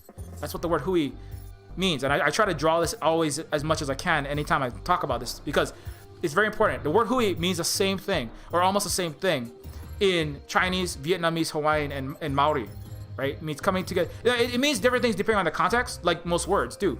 But the principle behind it coming together, meeting, right? Hui together, could be paddling a canoe, working together, right? But you don't work together, paddle canoe for the profit of the canoe salesman, right? You don't hui together to build a fish pond. You don't hui together to build a fish pond so that the owner of the fish pond can sell the fish that you harvest for $10 and then give you 1% of your labor value and then make profit from the fish pond. Like that concept, right, of the means of production owned by a capitalist businessman, or the means of production owned by the feudal lord who you must pay fealty to. The feudal system and the capitalist system, they're very different, you know? They still call them landlords. That gives the game away, right? Capitalism is just shadow feudalism, right? But they still call them landlords because that's what they are. They're your lord, right? Hawaiians, the Chinese, the Vietnamese, and the Maori, they didn't have lords collecting disproportionate value. We have actual legends of the Flying Hollow, specifically about the one steward who tried to be a landlord or a corporate or a capitalist lord, and then is reprimanded by the restorative justice of the Ahupua'a of Ka'u, Kona, and the other communities on the Big Island, right? Those who would become feudal lords, slave masters, or capitalist business runners are shamed, are brought into justice through restorative justice in a functioning society. The problem is the West has never had non-feudal. It does not have a feudalism, slavery, capitalism, and colonialism free at scale organization of society ever for like very, very long time. You know, centuries if not millennia. Whereas in Asian and Pacific Islander societies, you did have that, not perfectly, right? They admit, the mythology gives it a game. The exception proves the rule, right? In this case, the exception is the 1% capitalists, right? Whereas the United States is dominated by Bezos's, Bloomberg's, Gates, Waltons, etc. Right? 99.9% of America is dominated by lords, landlord, corporate lord, bank lord, slave lord, warlord, the military-industrial complex, right? And then you have a handful of co-ops. You have a cooperative bakery, you know, selling, you know, rightly selling like indigenous themed cookies and Gen Strike and union pamphlets on the napkins that they're selling the cooperative coffee, cinnamon dolce lattes on, right? And that's good. That's not. I'm not saying there's a problem. They should be more cooperatives in the U.S. and in the West, right? But they don't dominate the majority of people's lives and work culture the way that they did, or the way that they were the norm in Hawaiian and Chinese culture. That's the important difference, right? Hui are basically co-ops, and again, these are 1,000-year-old word. Again, the word hui means the same in Hawaiian and Chinese, despite the distance in time and geography. Another very important point. Shaokang Shahui was said at the CPC 100th anniversary. It means the moderately prosperous society. La Hui, the word that means all of us together, coming together. It's like our group. When the Osarios, when Hawaiian activists, right, Adam Kiawe, talk about La Hui, right?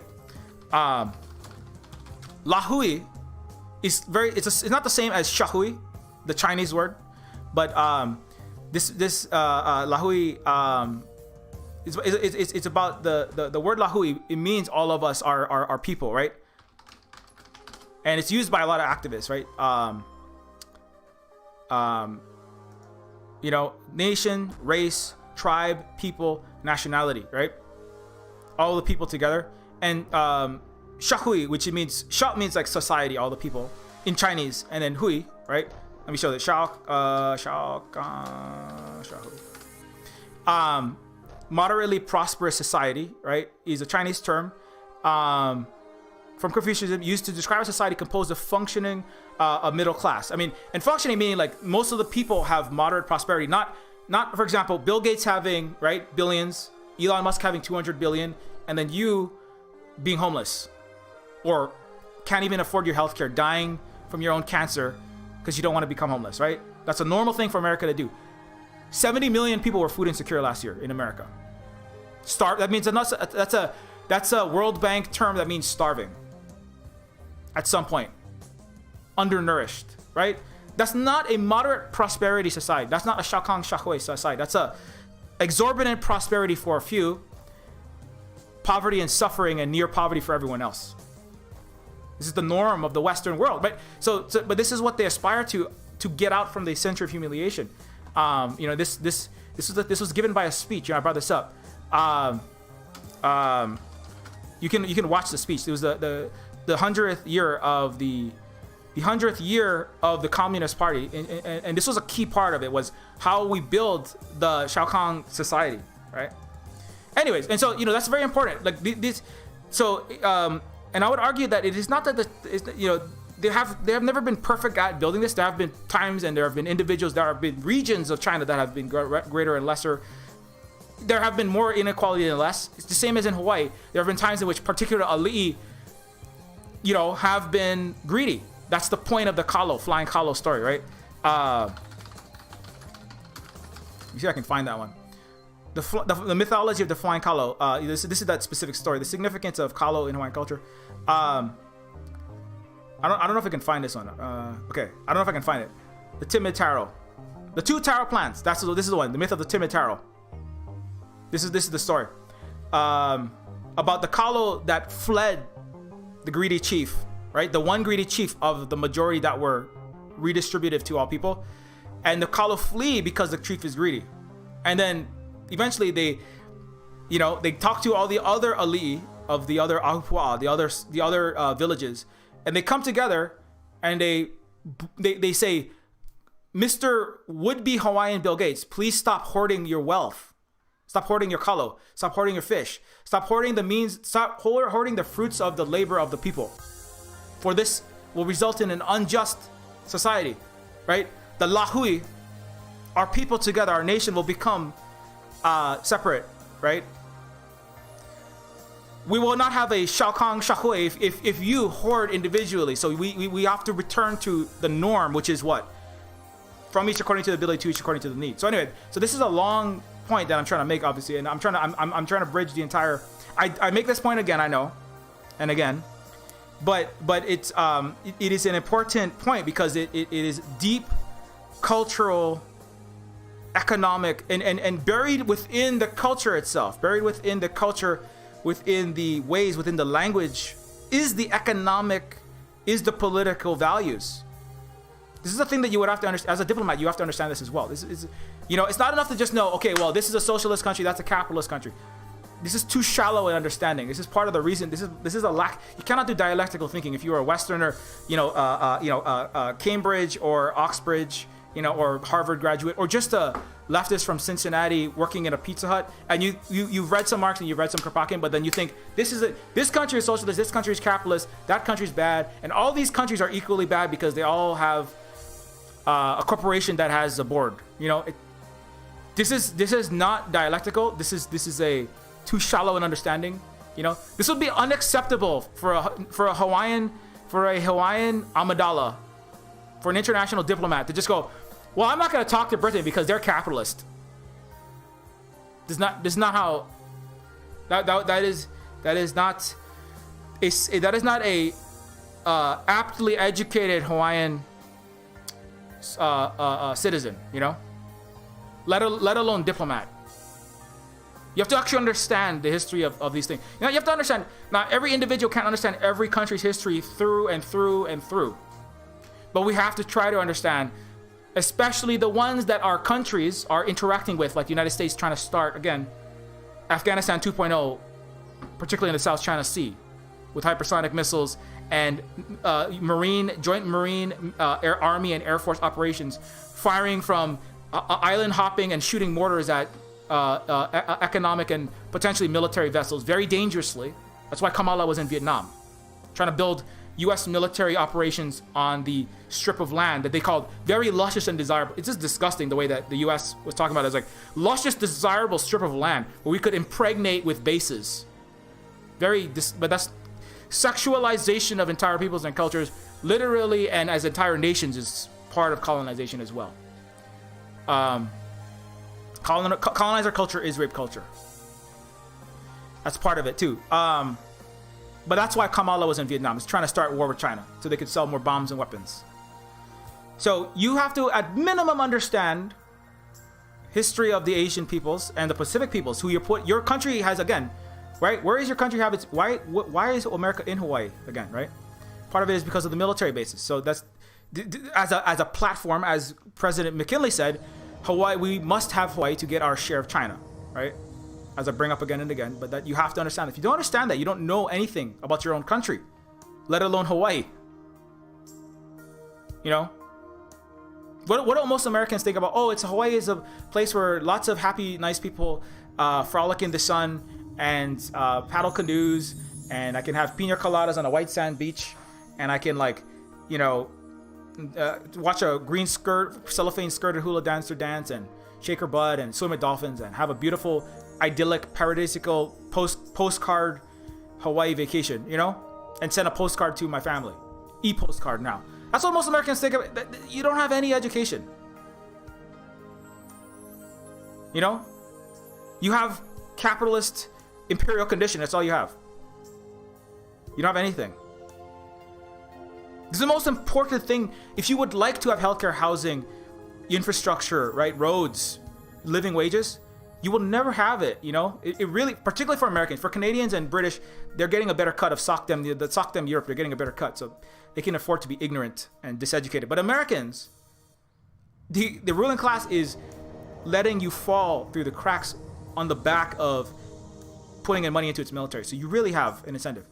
Some people will say, well, Silver Spook, what if I just join the military? Well, I mean, yeah, if you become a horrible person and blow up innocent people in Iraq, they might pay you enough to live until you quit, and then you find out the VA has 10 cities around the hospitals. But even there, it's like, I mean, okay, well, you can choose to be a horrible. You want to join the Empire and be a stormtrooper? That's why Star Wars is valuable as a mass consciousness, deep zeitgeist installed pop cultural icon put out by a military industrial complex partner, Disney, that is useful for metaphorical analogies, right? It is useful for that, So, but you have to understand this stuff. Hawaii's coup, backed by gunboat diplomacy to smash non-white countries' building of an actual anti-racist, socialist, thriving country, was the blueprint that would later be used against countless Asian, Pacific Islander, Latin American, African, and countries across the world. All right, this is in American newspapers. Okay, the Hawaiians didn't want to undo their government. America forced. Again, this is lying through your newspapers. Well-respected, college-educated Americans read and loved this newspaper, and then they said, "Oh, yes." Like people going, "Oh, I support the Chinese people overthrowing their country that they have 98% of the population supports because China has lifted everyone out of absolute poverty." That's the base.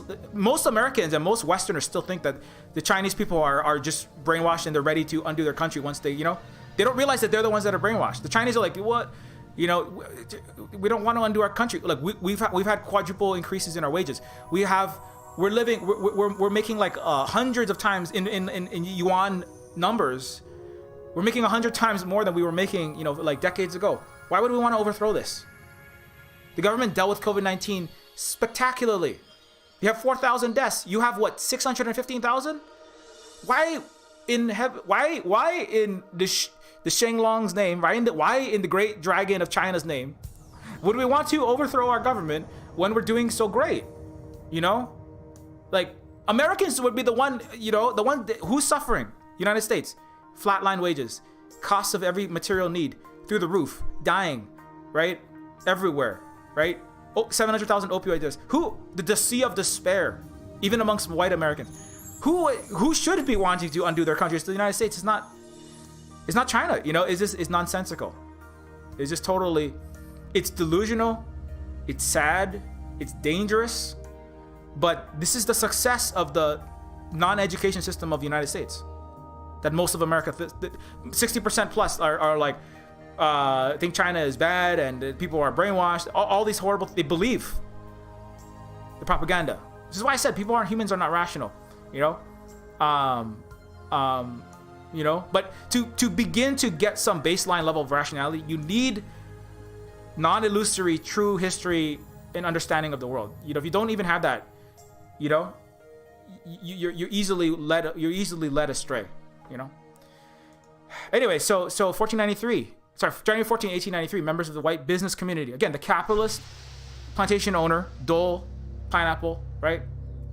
Sugar plantation owners met in a corporate office in Honolulu to plan a coup against the elected government of Queen Liliuokalani.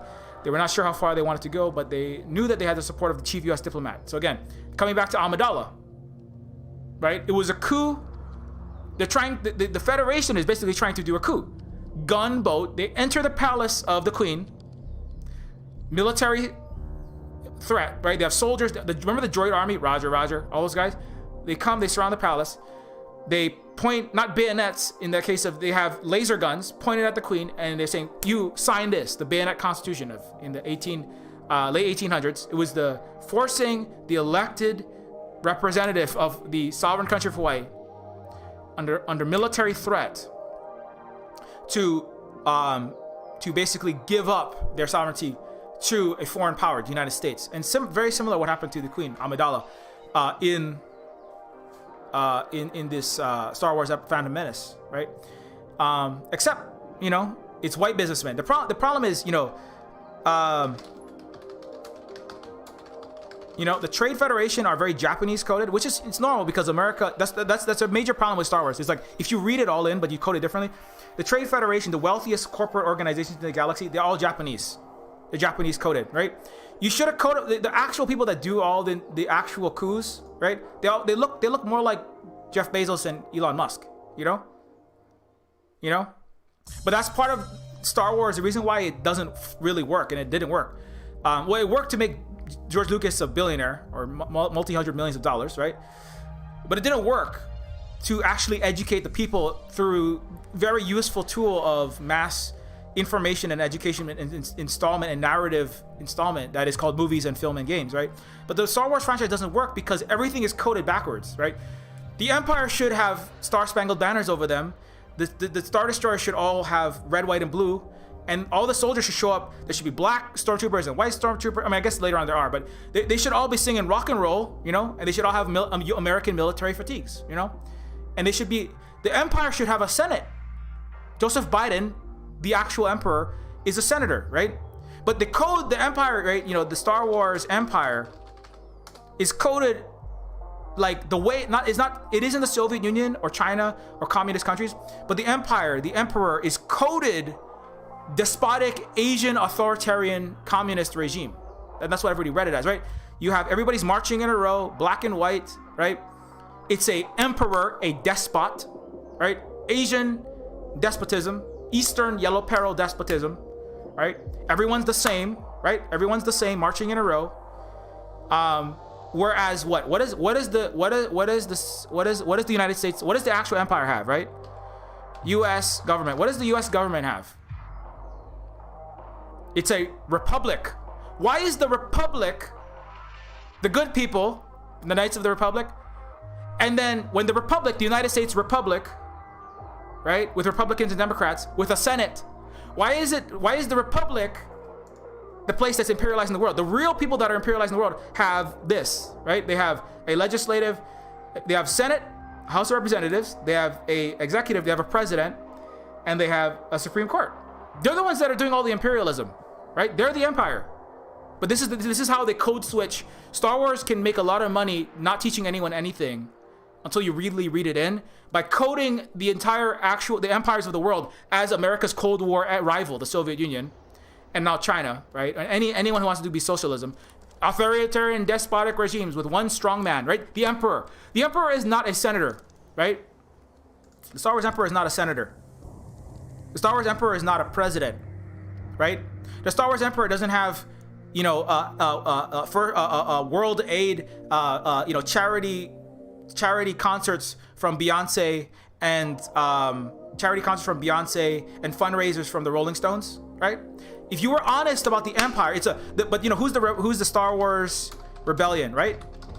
The Star Wars rebellion is coded white, Western democracy, Western liberal capitalist democracy, right?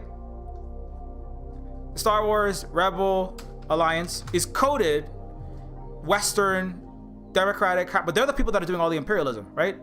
We've got lots of different people. We've got all these people. They're all like, mostly white people. They're all swashbuckler. They like the republic. They want to restore republic, right? They want to restore democracy. You know, this when the Senate when the Senate goes from when Senator Palpatine goes from senator to emperor, that's when it turns bad, right? It's like, you know, it has corruption internally, but that's like America. It's a cautionary tale. America, we might become like the Soviet Union or China or an authoritarian regime. We might become like Vietnam or Cuba, right? We might become like Venezuela or Bolivia with Evo the strongman Morales, right? We might have an Emperor Evo, Emperor Xi Jinping, Emperor, right? The despot with no Senate. But this is the deep lie of Star Wars, right? And this is why you can get away with making it, because everybody just reads, oh, that's like some communist country, right? Equating communism with fascism. Some will say like the rise of fascism. It's 1, 2, 3 is the rise of fascism. I mean, valid, right? But then you're saying, but then everything is fascism and communism are horseshoe theory coded in the West under neoliberalism as the same thing. That's part of the problem, right? So if you're saying that it's nonsensical. If you say that, you know, in the actual reading, if you say that 1, 2, 3 is about the rise of fascism, then either you're saying that the empire, and then George Lucas is correct. George Lucas says that the empire is representative of America, and the Ewoks are the Vietnamese resistance to empire, right? Then you're saying that America is fascist, right? 1, 2, 3. You know, it's you can't. This is why in a completely diseducated, backwards America that doesn't understand anything, you can make a movie like that, and people can watch it and be okay with it. Because, you know, just in contrast, right? I have a whole thread about Riddick, right? Where in Riddick, right? You know, I've gone through this before, so I won't go through it. But you know, in Riddick, it's very overt who is who, and Americans didn't like that movie because it told the truth clearly, right? You know, Riddick was very clear about the truth, right? The cops are bad guys, like they are in the United States. They're slave catchers, you know, and they're union leg breakers, making a lot of money while you starve and go homeless, right? Kicking you out of your house, doing the bidding of white supremacy and capitalism. Trying to find that thread.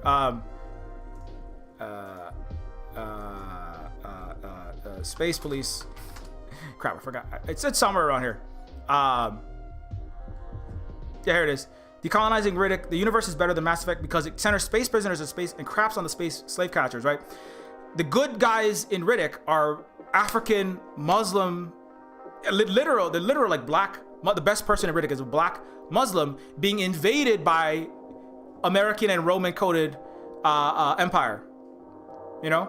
And so that when you watch it, it's like, wait, I thought Muslims are all terrorists. They're trying to blow us up. That's why we're in Iraq, right? And Afghanistan. This Riddick came out in the mid-2000s when America's forever war. Its primary target of its imperialism was in the Middle East, especially Iraq, right? And so Riddick was directly speaking against that, and in a way that Americans would understand it and go, wait. You're saying that Muslims are not all terrorists and here to kill us all and we shouldn't invade Iraq? And that actually Roman and Americans are kind of the same thing and we're all invaders? And they're very Christian, messianic cult, and so that really makes a difference, you know. And that's why I think it said more, but that's why it had a lot lower reviews. Star Wars is the most beloved franchise. Not that people know about Riddick. They don't want to really talk about Riddick that much in the Western world, right? They don't want to talk about it because of this, right? Virtuous Greeks versus the Persian hordes, right? This is a history in the West of demonizing multi-thousand-year-old indigenous actual socialists, you know, in the way that they function. More mutual cooperating and more mutual benefit and more from each according to, you know, Shakang Shahui or Aloha Aina Kuleana Pona, as we would say in Hawaiian, because we're a 1,000-year-old culture, by the way. We're multi-thousand years old. We're older than every empire that has ever existed. You know, here in the Pacific.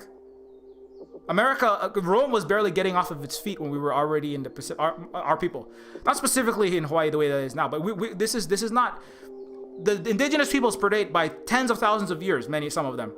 Especially people in the Wet'suwet'en, those people, these are ancient societies, right? This whole Western, they like to talk about themselves as all roads led to Rome. That's not the truth. That's some Roman propaganda. You know, that's some Western propaganda.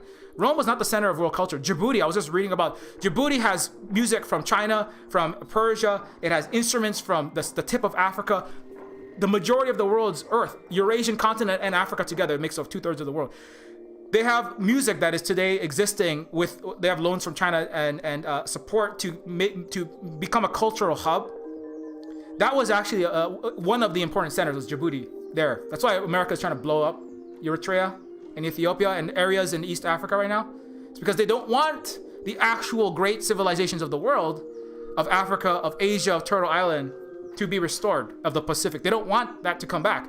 They're afraid, right? And that's why they make movies about how all the Asians are insectile, authoritarian despots and sick, right? And they give you cheap Walmart stuff, and they make their cheap food in the Chinatowns. Never mind, Chinatowns are places where Asians went to survive your mass genocide and lynching. The greatest lynchings in the United States were of Asians, actually, not even of black people. What they did to black people was abysmal, abominable, and disgusting. But the single greatest mass murder with no recourse. Nobody went to prison. No white man. You could just slaughter Asians at will. Chinese, the greatest mass murder. But that's the deep, long narrative, because there's a fear that if these people that we have destroyed and colonized for centuries, again, a century is nothing in indigenous time. You know, China went a century of humiliation. That's nothing in their time. You know, this for white people and Westerners, capitalists and slavists and feudalists and colonialists and imperialists, white Westerners who think of themselves only in their own time. Many of them have their total window of reality is the quarterly report. You know, like all the way that you're run by the as William Gibson pointed out, the ever spinning wheels of risk assessment and high frequency trading fraud on Wall Street. That's what runs entire. There's no strategy in the West. Chinese have 30-year plans for 1.4 billion people. The West, they can't get their act together for even a century without burning the entire world. This is a hard lesson for America and Europe, Canada, Japan, which went along with the West. Australia, New Zealand. It's a hard lesson for the G7 countries of the world. You know, they're going to be taught a very difficult lesson right now in the 2020s. It's called your so-called Western liberal capitalist democracies, which are cover over your shadow feudalism, oligarchy, colonialism, genocide, and slavery and murder, your barbarism. These are failures. You're a failure. You know, not you personally as a human being, but your culture, your ways, your ideology, your politics, your economics, and your BS system. These are terrible systems. You're failures. The indigenous people of the world, through land back and through decolonization, we will deal with climate change. We will.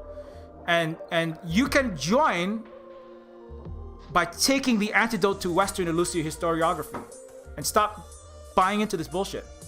You know, it's not you are bad, right?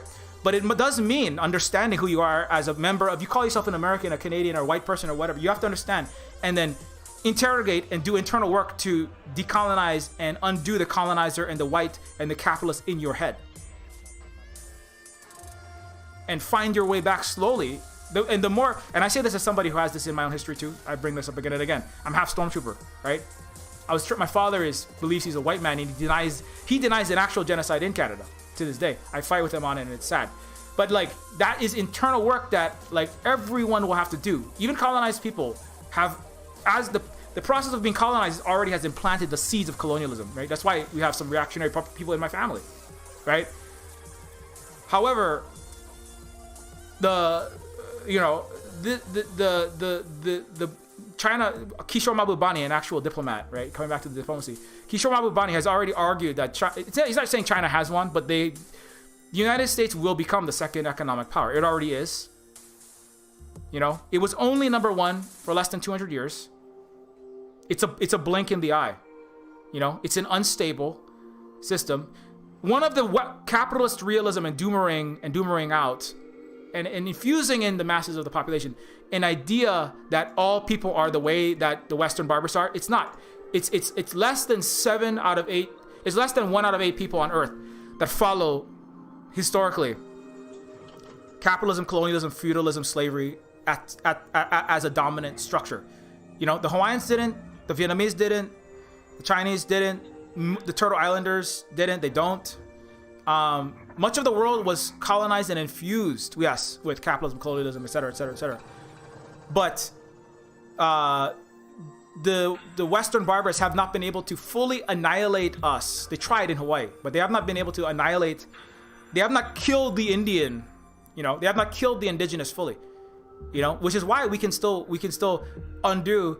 Kill the Indian, save the man policies, right? Which America, Canada, etc. had. They have not succeeded. So the good news is we will make it out of this. You know, right? Because and China. This is why China is important, because they are the most successful of the indigenous functioning normal human societies. 1.4 billion people, greatest poverty alleviation ever in the history of the planet Earth, ever, period. Extreme poverty alleviated. America, Britain, Canada, pushing their people into poverty. You know, it's laughably behind. If you're a leftist and you don't understand China, you don't even know. That's like claiming you're a calculus mathematician, but you don't know how to add 1 + 1. Like not understanding China and saying you're a leftist. You don't know anything. But that's part of yellow peril, you know, in the Western world is to not understand anything. And that's part of the strategy, is to make sure Americans don't copy and learn from the Vietnamese, the Cubans, the Laotians, the Chinese, the Bolivians, right? To make sure you don't learn anything. Because if you learn, you would start demanding more vocally and with a diversity of tactics, you know, radical change. If you actually knew that the Chinese are not just sad, you know, shantytown, brainwashed, you know, authoritarian regime, suffering, genocided, you know, crushed people. If you knew that the Chinese are actually doing better than you, the average Uyghur has better healthcare than the average American, has a better house, and has better drinking water that's not poison, you would be demanding America give you at half the quality of life that the Chinese have, you know, that the Vietnamese have, you know. But that's why I have to keep saying, I gotta keep bringing these statistics up again and again and again and again and again and again and again. And Luna and all of us, we of the global South have to keep bringing this up and up and up again and again, you know, because the second I say that, you're gonna read another 25 BBC, Reuters, New York Times, Associated Press, Human Rights Watch, a leftist VoshTube, FedTube, Discord propaganda that says the opposite, right? So that's why we gotta keep repeating this. But anyways, so back to this. So to push the country back into poverty, diseducate, and these coups, right? This is the empire, right? This is the actual empire. U.S. military and CIA intervention since World War II, right? It's not an Asian, Soviet Union coded emperor despot. That's not actually what they are, but that's the way that America perceives. Most of Russia is in Asia, by the way. That is part of Yellow Peril. You know, it's the way it's many levels, right? Is that the emperor is not coming from a senate. It should be President Biden. You know, it should be President Palpatine, and Palpatine should have a black vice president. You know, it should be, you know, Kamala Harris should be like Kamala Harris should be Darth Vader, but it shouldn't have a black helmet. They should be able to wear nice colorful. There should be like a Black Lives Matter and a trans flag on the Tomahawk missile that's shooting the Ewoks. Because that's what's on the flags right now. That's what's on their bombs. They're saying, well, we're the good imperialists and we care. Not that they actually care about trans and LGBTQ plus people, really, or black people. Kamala locked up more black and brown brothers and sisters than almost any other cop in America and celebrated it. But I mean, if it was an honest Star Wars, you'd have this kind of bullshit neoliberal, we care, human rights. You know, the Emperor Palpatine would be President Palpatine, and he would be constantly talking about the human rights violations of the Ewoks, right? You don't hear. Do you hear like Palpatine talking about how, oh, we're so concerned for the human rights of the Ewoks? No, because that's what America's doing right now to start wars. You don't go, oh, you know what? I think that the Naboo people should have more democracy. We should really bring democracy for Naboo, and then they blow up the country. You know, they don't talk about that. You know. That's the problem with Star Wars. It's not honest about reality, which is that it's all the Western fake we care human rights shit that they use to push their empires down the throats of everyone else and make all their wars, right? It's all the Asian Western depictions of communism coded countries with the Star Destroyers, the AT-AT Walkers, and the Screamer, you know, and the Stormtroopers, right? The Stormtroopers should be listening to like Linkin Park and, you know, Jimi Hendrix. You know? Not dun dun dun dun dun dun. The American soldiers, they're over there. You know, the American soldiers, the Stormtroopers should be playing PS4s in their off time. They should be playing Call of Duty. You know? If you're honest about the Empire, but nobody, you know, nobody's playing Call. I mean, not the. I mean, that's you know. that'll be a little too weird. But you know, it's all coded backwards. You know. So, anyways, but back to the Star Wars. So you know, in Star Wars, you have Knights of the Old Republic, right? You have the Jedi Knights. You have the Rebellion, right? But in Phantom Menace, I'm trying to find my Phantom Menace here.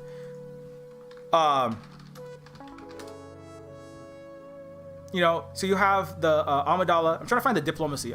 Phantom Menace, diplomacy.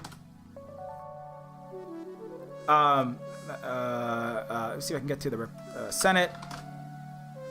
Can I get a picture? Yeah. So you have the Senate, right? So you have Amidala goes before, right? Amidala goes before all of the. It's like the United Nations, right? It's like international community. Amidala goes before the international community, asking, right? Please, can you support us? Stop this illegal coup. Stop this military invasion. Fun fact: there's a place called Thomas Square in Hawaii, Thomas Square, which is named for one of the earlier Thomas Square, Admiral Thomas. See if I can get that. It was named for Admiral Thomas, who restored Hawaii it's not really a coup, but it was Britain. One of the Britain's officers in its navy, illegitimately, basically, declared Hawaii a colony of Britain, right? Let me see if I can find the Thomas Square history. Admiral Thomas. Crap. Okay. Let me just say. Let's look at Admiral Thomas, Hawaii. Ua mau ke ea o ka aina I ka pono. So, yeah, this is the motto of Hawaii. Ua mau ke ea o ka aina I ka pono is a Hawaiian phrase adopted in 1959 as the motto of the state of. The state of Hawaii is a legal fiction, by the way. It is most commonly translated as the life of the land is perpetuated in righteousness. It's not exactly what it means, but that's close, because English is a stormtrooper language, and it's all incoherent phrases in English. But that's close. That's as close as you can get. The phrase was spoken by Kamehameha III, King of Hawaii, July 31st, elected king in 1843 on Thomas Square, Oahu, when the sovereignty of the Kingdom of Hawaii was returned by the British. The restorative actions of Admiral Richard Darton Thomas. The following brief takeover by Lord George Paulet. It was a period in history where, if I can get to that one, Paulet Affair. Yeah.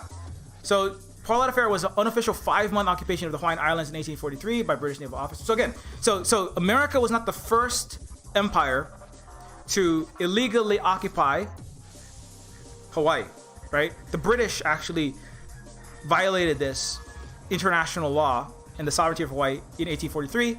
British naval officer Captain Lord George Paulet, HMS Carries Fort, Her Majesty's Carry Fort. It was ended by the arrival of American warships sent to defend Hawaii's independence. The British government in London had not authorized the move, and it had no official status. So again, but this is part of the diplomacy. Again, the Americans did not particularly care, as we later learned about the Hawaiians, right? But that's part of diplomacy. Diplomacy is the art of understanding peoples of the world, their economics, their politics, their history, their culture. The economic, the actual, not the fictional ones, right? And nobody in America knows the actual.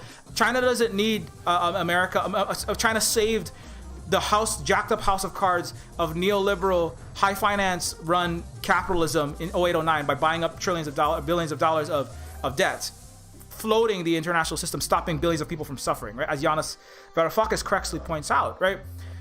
Diplomacy is the art of actually understanding economics, politics, history of the world, and then working with each entity, Britain, America, and all of the power structures within them, many of them colonial, right? They don't care about Hawaii. America don't care about Hawaii. They're like, how can we get Hawaii for ourselves? But when you are a small country, what you can do, that's why people ask, why does the Hawaiian flag have a Union Jack in it, right? This is a Hawaiian flag, right? Why is there a Union Jack in the Hawaiian flag? The reason why there's a Union Jack in the Hawaiian flag is part of the diplomatic process, right? Because if without the British Union Jack, why did Kamehameha paint himself with one of our first leaders paint himself with a Russian insignias? I forget exactly what it was. Like French coat, a Russian sailor hat, British flag behind him. He had like 4 or 5 different nations in his clothing, symbols of their nations in his first portrait. The reason why is to the same thing that the Swiss and the Singaporeans do, is to balance the interests and play the great sense of military powers and economic might and military might, usually to play the massive powers, the superpowers, against each other, and say, well, if we have we would like to have relations, right? I'm gonna connect this soon to Vietnam. We would like to have international economic and diplomatic and cultural ties to France, to Britain, to America, to Russia, right? Fun fact, Kamehameha, as he was called by the Russian, Kamehameha actually spoke Russian and English, Kamehameha the first. They said that he spoke English, but he preferred not to. He actually visited Hawaii. Fun fact, the sweet potato was brought to Russia by the Hawaiians. I learned that from Adam Kiabi. But so the reason why the Kamehameha, he actually visited, and Kalakaua, our other leaders visited. Kalakaua, fun fact, Kalakaua was the first head of state to ever travel across the entire earth, right? To circumnavigate the globe. It was Kamehameha. The Queen of England, the King of France, presidents of America, nobody. The Hawaiians were the first to do that. The reason why? Because they had to be the best diplomats in the world. They had to go and visit all of the world. They were in Japan. Kalakaua was negotiating with the then Emperor of Japan, was trying to marry some of his kids into the family of Japan as part of that process of diplomacy, and their gifts back and forth. There are deep, long ties between all of these places, Japan, China, etc., with Hawaii that predate anything in America, right? It's about negotiating between all of these different massive imperial powers, Britain, France, etc. And so there were Protestant churches, right? Kahumanu brought in there were Protestant churches. There were Calvinists. I mean, these are some of them. They were not too nice. They didn't really like these people. Kahumanu had spats with these people, but there were Protestant churches. There were Catholic churches later brought in by the French. And part of that was because, and the Union Jack is in there because Hawaii was allegiant, not a colony. Very important difference. Allegiant to Britain, not a colony of Britain. The reason why they were allegiant, right, is because if they didn't, there was a very, very, very high likelihood, because they understood the politics of France, the history of Britain, France, the wars between them, what is now Germany and the powers east, the Catholic and Christian and Catholic Protestant history of warfare. The Hawaiians read all of this. They knew this. And they knew they would play the French and the British off of each other to stop the French or the British from fully occupying and colonizing Hawaii, which is what happened to parts of New Zealand, other countries of the Pacific, Turtle Island. They had read about what had happened to the indigenous peoples of Turtle Island, genocided, wiped out, exterminated. Not fully, but horribly slaughtered. Right? Put on reservations. The Hawaiians knew about this, and they said, we do not want to have happened to what has happened to the peoples of Africa, their enslavement, peoples of Turtle Island. We want to avoid this.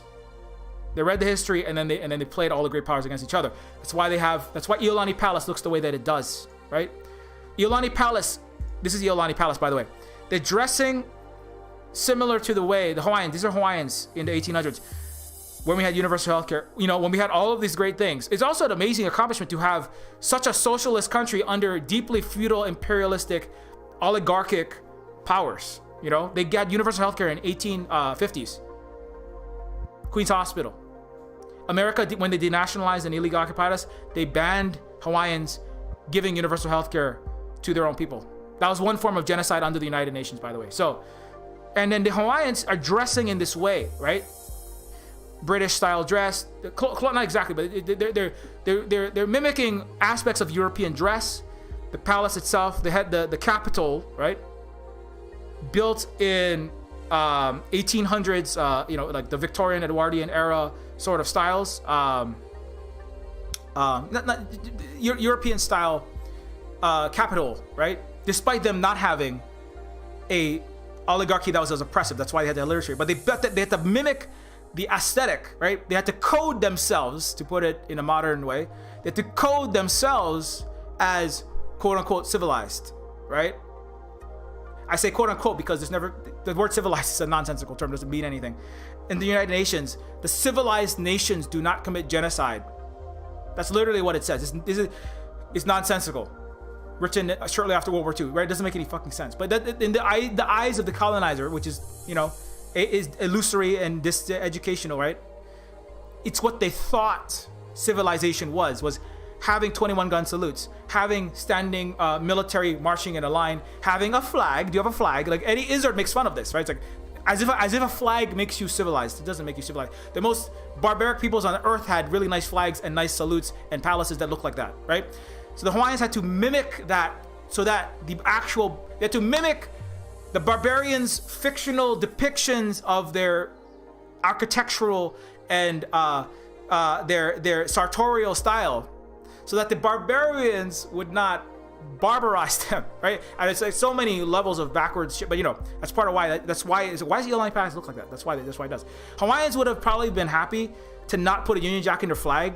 Kamehameha had different, that is still the official flag, but they would love to have just Kamehameha, their insignias, and their coat of arms, not Union Jacks in the Hawaiian flag. They would have loved to have that. They would have loved to probably have something more inspired by historical Hawaiian architecture and art in their Capitol building, right?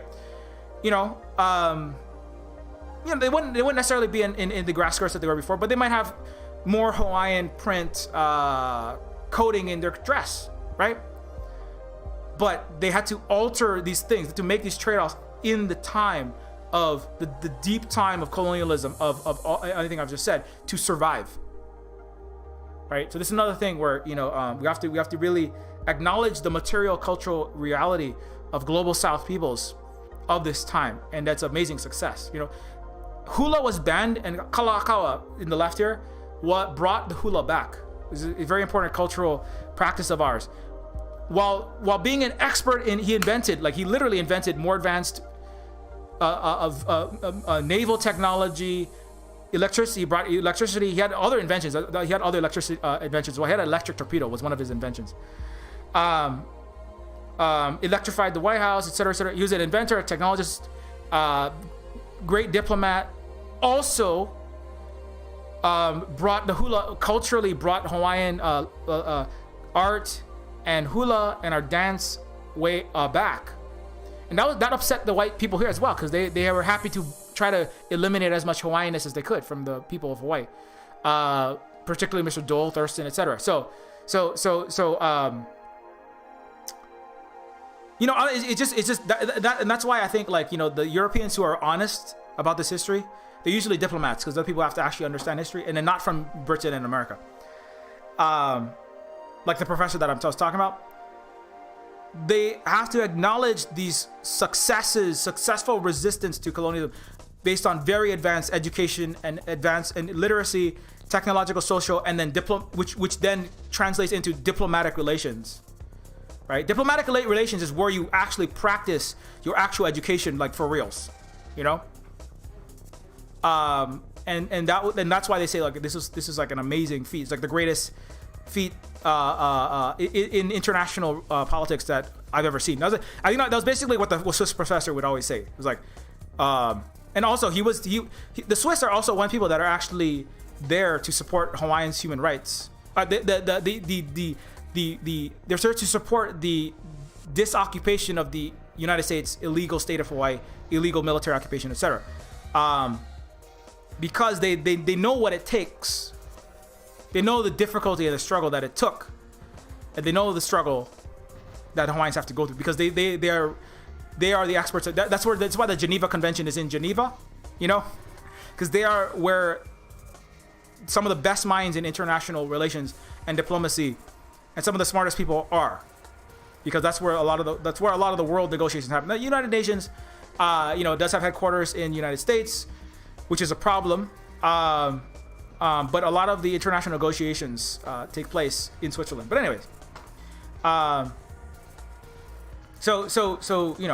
these are all very. So when you look at in Star Wars, so the Queen, like Liliuokalani, right, was negotiating with the Trade Federation. Trying to negotiate and do diplomacy with the international community, depicted where? I lost it. Where is it?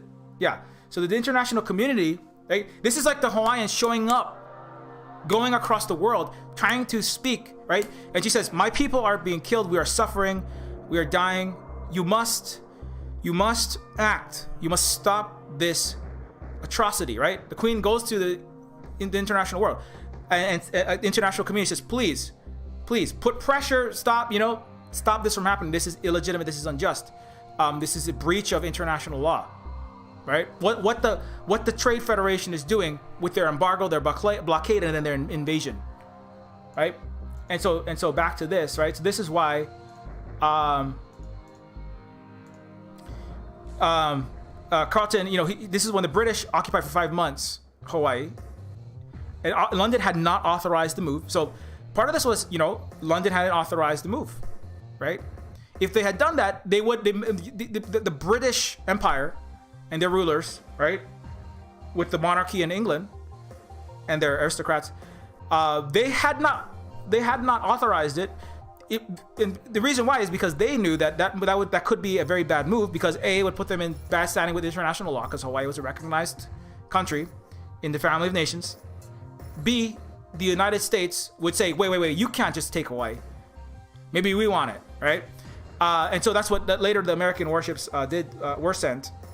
It's the same way going, like, the French had a Catholic church in Hawaii, and the British had their Anglican church. I actually worked at an Anglican church for a little bit. I taught, when I was doing social work and STEM teaching for underhoused and impoverished at-risk kids of Filipino escapees from that America war propaganda outpost, war outpost, I should say, in the Philippines, Honduran asylum seekers, impoverished black and brown kids, Native Hawaiian and Pacific Islanders, living 22 a house, eating spoonfuls of peanut butter like me for dinner, and ramen, and dying of diabetes at 39. In that ghetto that I'm from, it was an Anglican church that I actually worked out of for a while. Homeless villages there. But so there were Anglican churches, there were Catholic churches, so that they could play the British and the French against each other and say, well, you can't allow Britain to take it because they're going to push all the French out. And also, France, we understand you fought the War of 1812, right? Or British, America, and France. You guys have been at war. You have these terrible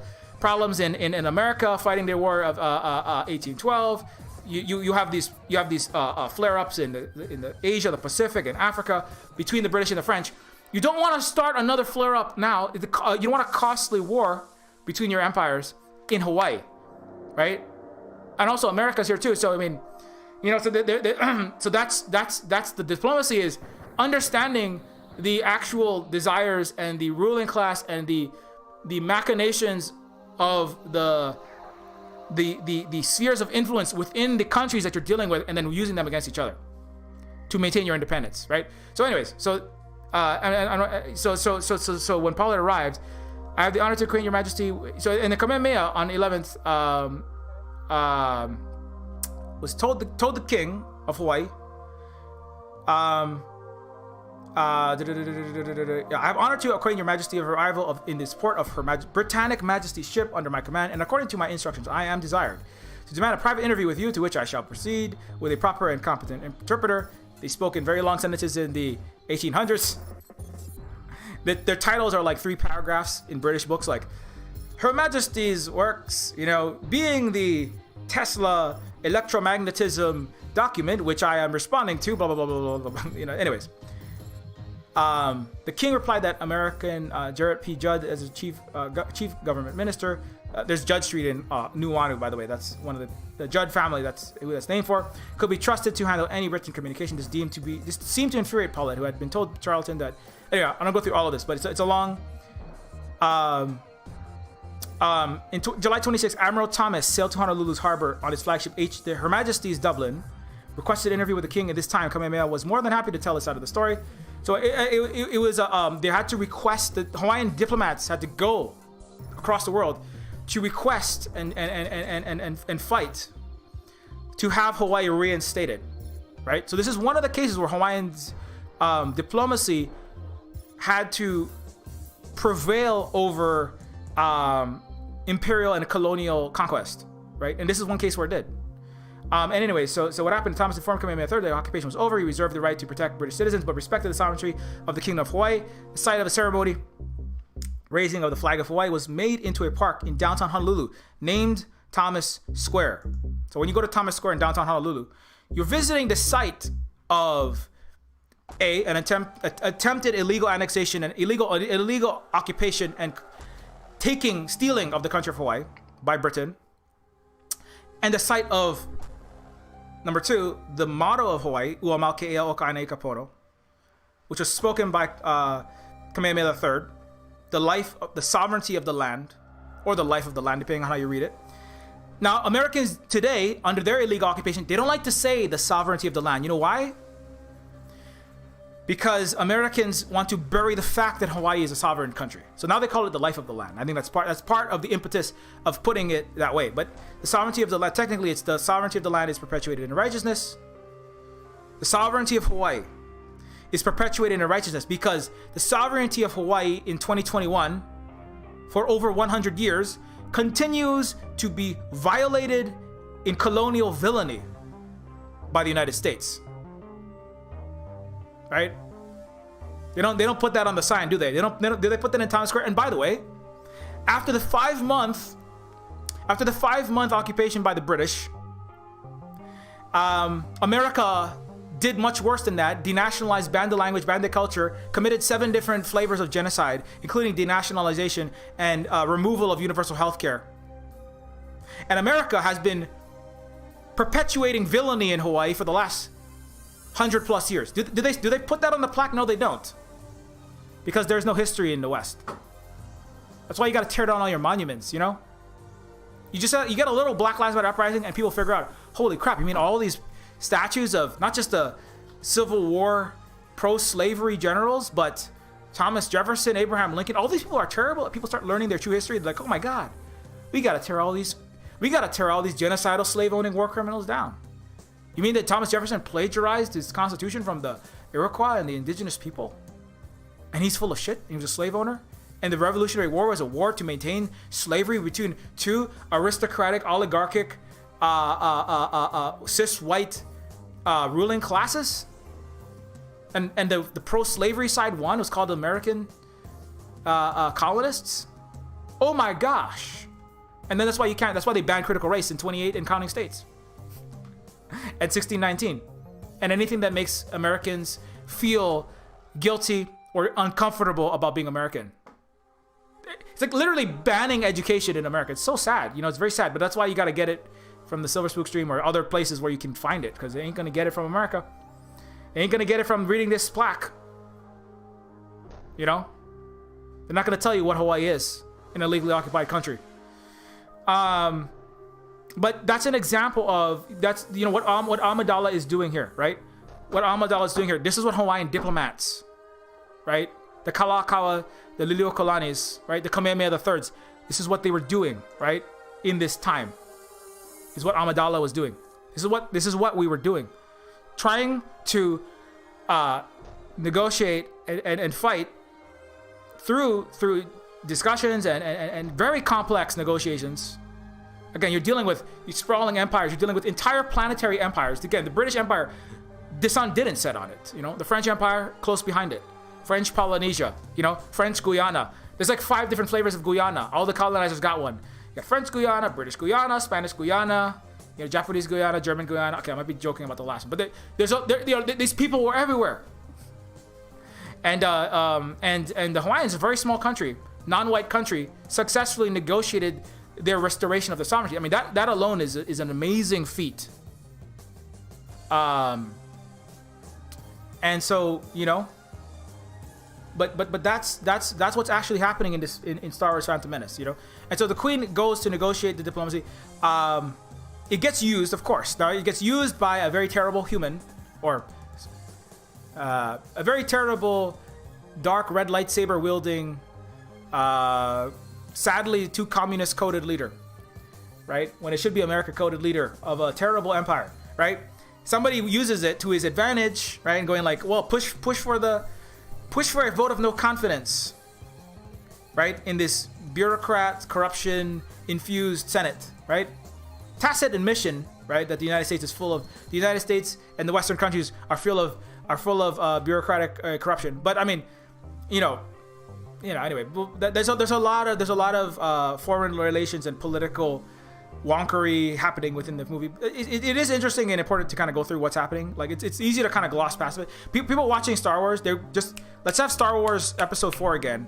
And there's a lot of talking, there's a lot of talking, and there's a lot of, there's a lot of like people who like to play Risk, and people who watch like people who like read Global Times and I'm trying to think. I don't want to say any Western rags. Don't read any of them. They're terrible. But people who like to like read about and examine international relations. There's lots for them, but it's kind of getting boring at some points. But when you look at it from a Hawaiian as great diplomats and very important to our sovereignty historically, diplomatic play-by-play, it's very worth re-examining from that lens, I would say. So anyways, so that's what Amidala is doing. It's like, please don't allow this illegal occupation, this illegal military invasion to happen, right? And they call for a vote of no confidence. Somebody else gets put in charge. Amidala has to go back. It doesn't really work out the way that she wanted to.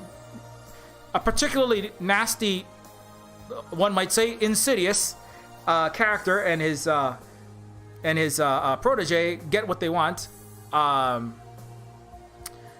They get what they want. It doesn't really work out that well, but then Queen Amidala has to go back, right? But there's another scene, right, where Amidala has to Amidala has to go back. The Gungans, our fate is in your hands, right? You remember the scene? Amidala and the people of Naboo, the surface people of Naboo, or the human-like people of Naboo, they don't have, right? I don't know if you remember the scene. They don't have a large military, right? They don't have a large military. Like Hawaii, we didn't have a large military either. We didn't have a large population at the time of the annexation either, right? And so the people of Naboo, this is Amidala and all of the, she goes to the Gungans, or this is another part of diplomacy and also making what we call ho'oponopono, making right within country, right? It was historically the Gungans have been derided, dismissed, thought of as lesser, looked down upon, I don't know, kind of like black people in America, kind of like, I don't know, Asians in the West generally. Kind of like lots of colonizers look at people, but internally there's ethnic struggles, right? There were struggles within Hawaii before the unification. This did happen, right? And so to unify, to make right between the peoples, or to unite the peoples, Amidala has to go and personally like apologize. It's kind of a kind of a political gambit, because maybe the Gungans will say, that's very nice. Thanks for admitting on paper that we are the snobbish, foppish, human with their flamboyant red, Asian inspired makeup and their headdresses and their humanness and their uppity palaces come down to us, the Gungan peoples, right? And our hidden city, and beg and kneel before us, right? The Gungans could have just said, well, thank you for humiliating yourself before us, and give them the finger. So it was a political gambit. But anyways, but the Amidala comes down and they say, please, we beg your support. We apologize for our mistreatment of you, our derision of your Gungan aquatic peoples. You talk funny, right? Gungans are, there's a lot of kind of like, you could argue there's some people might be upset by some racist overtones coming out of the Gungan, the way that they are depicted, but it's kind of clear that they're kind of like they kind of sound like some Caribbean peoples. They sound like some non-white peoples of Earth. Let's put it that way, right? And there's a kind of an overtone of like making fun of. They're kind of depicted in a way that you could see. You don't actually see it happen, but you can kind of see like these people might have been derided because they talked funny. I don't know, like the way black people talk funny. Asians can't speak proper English, talk funny. You must be dumb, like Luna Oi. Must be Luna Oi. Again, a good Vietnamese, very well-educated comrade, right? From the global south. Where the hell I lost it. Anyways, like Luna Oi gets told the argument that white men throw at Luna saying, you can't know anything about Vietnam. America won that war and the Vietnamese live in a crap hole country. And I'm right because Vietnam owes everything they have, their roads and their electricity and all their prosperity to America. And I'm right because Luna, you can't speak English properly. You talk like and make making fun of Luna's accent. And you talk funny, and you're a woman also, and also you're yellow, and and all kind of other racist, gross stuff. And they'll just use that as an argument against Luna. It happens all the time. When Luna's like very eloquently and truthfully speaking about history and her own country and America, and then Americans come in and just like saying the most gross things. But I can. What do you have? You can speak English properly? This is why I made Neofeud, and Protege is one of the technically one of the most brilliant people in that game, but can't speak English properly because why? Because Protege was dumped in the ghetto because America dumps all of its marginalized people in ghettos. And that makes them stupid and bad and wrong. But again, that's part of Western illusory barbarism, right? Is that the way you talk means you're wrong, right? That's why debate bros is just white, it's just Westernness. It's just Western barbarism, right?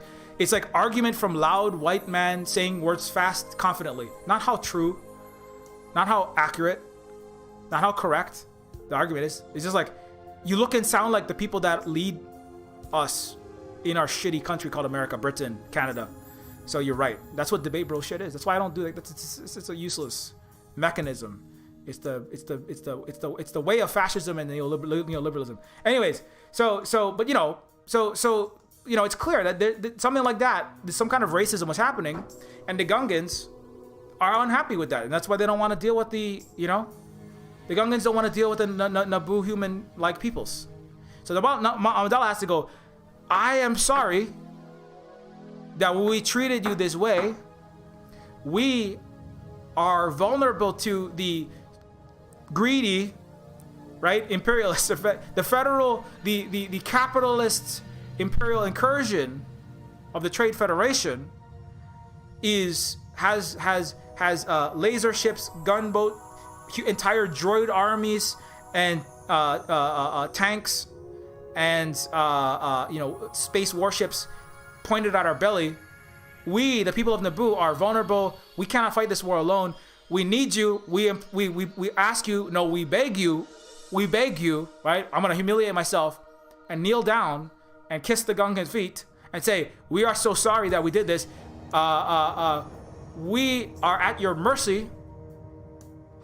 This is what Americans should be doing to China right now. They should be saying, oh my God, I'm so sorry that I was racist at you for hundreds of years. Please help us build roads, hospitals, right? Please help us survive in America where we have 100 million food insecure. 70 million literally starved last year. Where we are dying of COVID-19. Please help us. Biden can't get his freaking infrastructure bill. The moratorium is undone. Please. We're being eaten by our own capitalist class war. We are so sorry. Asian peoples, successful socialist Asian peoples, Vietnam, China, Laos, Cuba. We're so sorry. We are at your mercy. Not. Oh, you're yellow peril. You're a bunch of backward to 5G. You're trying to make war. This is what America. This is what, if anybody knew what was good for them, this is what they would. This is what they would be doing. How can we work with you? How can we mutually cooperate for a mutual win-win benefit with you? Right? They'd be asking everyone. They'd be trying to figure out in their large and small organizations and at every scale that they could, trying to push down on the bellicose rhetoric. They would be trying to do diplomacy, but it's very sad to watch Americans like shoot themselves in the foot, giving their military more money. Remember this: whenever you share like China colonizing Africa, China military threat, bioterror threat, this and that, doing this horrible human rights violation. When you share these articles from your imperial rags, your diseducation system called the news media, and your Discord, you are serving the military as it manufactures consent to take your hospital, your road, your housing, and all your other money and make some more Tomahawk missiles. You are literally shooting yourself in the foot. You're shooting yourself in your roads. You're shooting yourself in your hospitals. You're shooting yourself in your affordable housing. You're shooting, It's like, but people, Canadians at least have the excuse of at least white Canadians are still benefiting from its colonialism at a decreasing rate, but they're still doing pretty good. But if you're just like if you're an American that's struggling in America, then most of them are.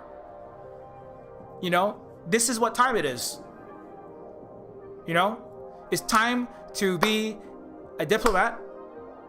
It's time to like, and that requires understanding other peoples, their cultures, their economics, who they are. It means like giving respect to other peoples. It means like, you know, it means like having a little bit of humility sometimes.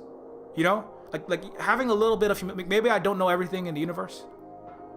Very hard for Americans to do. I know it's incredibly hard. Everyone's a temporary embarrassed millionaire and deserves 200 billion, right? I know it's very hard. It's a very hard thing for Americans to learn. Maybe we're not the best country on earth. That's a very hard lesson. Greatest country in the world. That's part of your American conditioning, though. Right? You have to remember that's part of your whiteness, your Americanness, is your exceptionalism. But if you have to start getting past that, you know, you have to start getting past that, because not getting past that and just doubling down on whatever imperial propaganda, war propaganda, bellicose rhetoric, anti-Asian rhetoric, you know, drumming up the drums of war, just lying and disgracing the country. The language of war is racism, you know? You're not going to stop Asian hate. And also, not only are you not stopping Asian hate, you are impoverishing yourself. You know? You're impoverishing yourself. People that could help you and it could push back, and like actually they do continually. You know, if war breaks out with China, you're not gonna have any. You know, like the majority of American products still come through.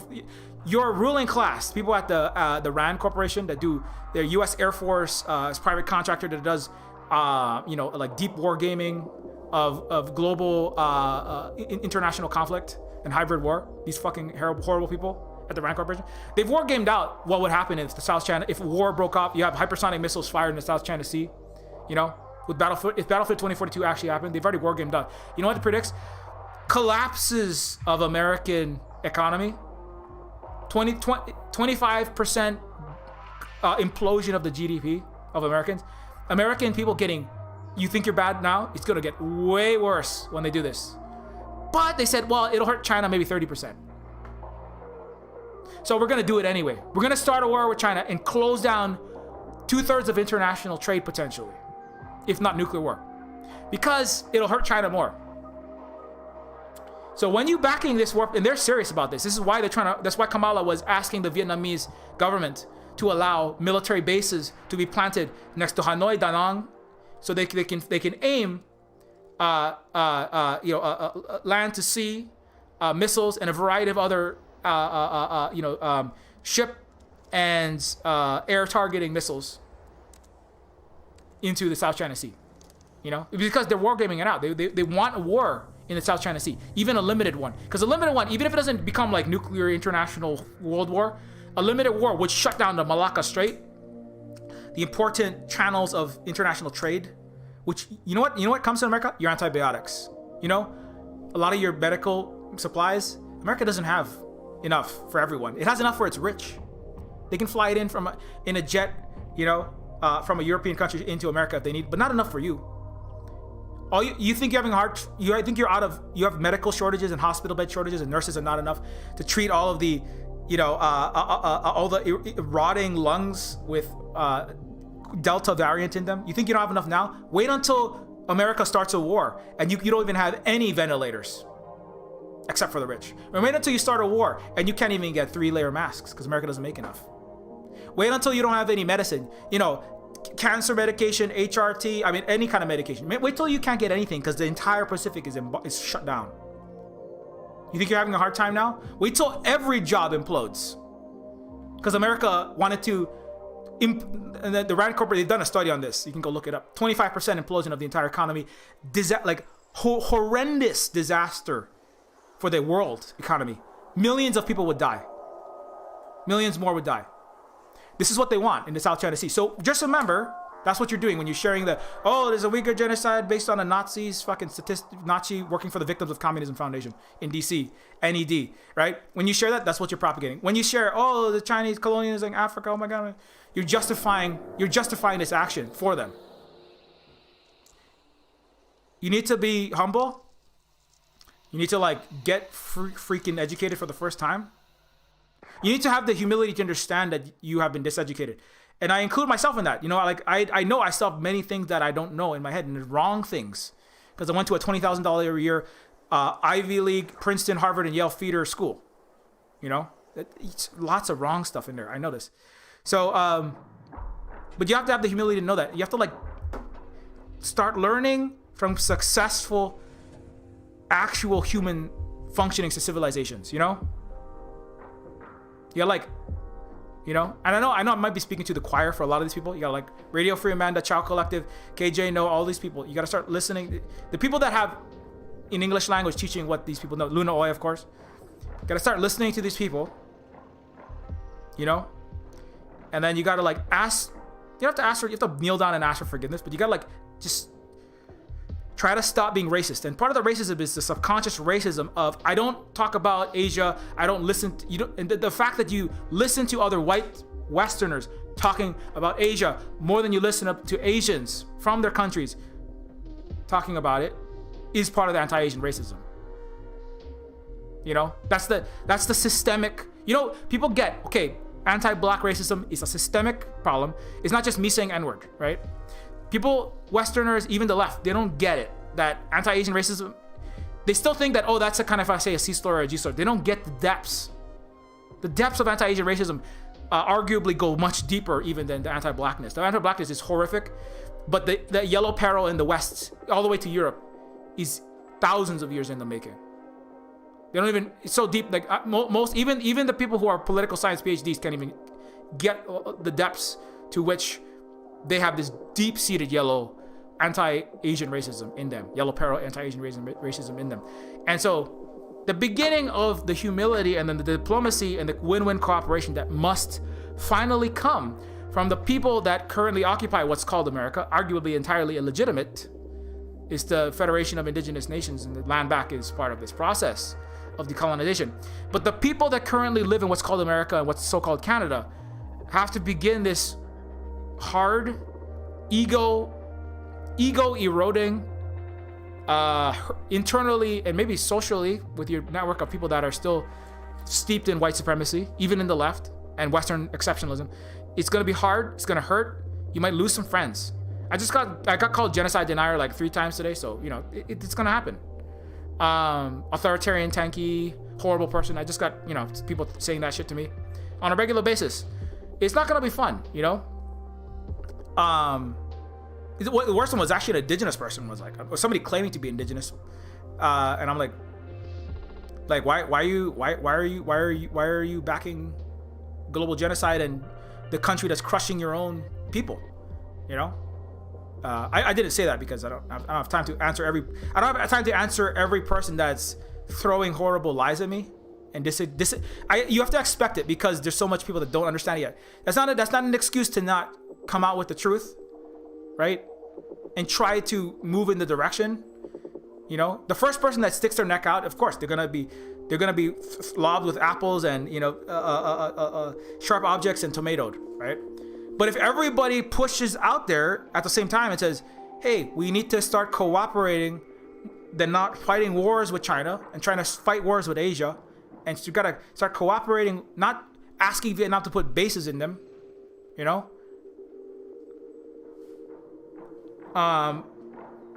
The solution is not for me to stop doing this, you know. Then imperialism and capitalism, right, and the fascists that are always doing anti-communist work, that do the actual genocide, those people win, you know. And then real genocide continues. Like the genocide of the Iraqis, like the genocide of the Afghanis, like the genocide of the Vietnamese, right? And all the people talking about, oh, you're a genocide denier, they're not there for that because they're genocide deniers, you know? They're genocide deniers, not addressing the genocide of the indigenous peoples of Canada, you know?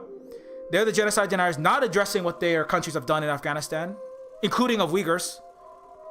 America has killed more Uyghurs than China could ever hope to, you know? But nobody even knows the basic facts about that. You know, they don't even know where the bombings were because they don't care to know, you know? They deny the genocide of U.S. B-52H Stratofortresses dropping multi-thousand pounds worth of bombs and blowing up children, Uyghur children, making more radicalized Uyghurs, and then funding ETM with Verbia Kadir. one of the richest people, the richest woman, the sixth richest person in China, that works with the NED and the U.S. Imperialists in D.C. to foment the extremism, and then blows them up too. So you know. So I throw at you that every American and Westerner and every fake leftist is a genocide denier, making money from either being idiotic or making money from their empire, getting their fair share of Afghanistan by denying America's genocide of the Uyghurs and the rest of the Afghan peoples. You should all be ashamed of yourself. That's what I say to anybody who's like, oh, Silver Spook, if you don't back Adrian Zen's stories, you're a genocide denier. Like, no, you're a genocide denier.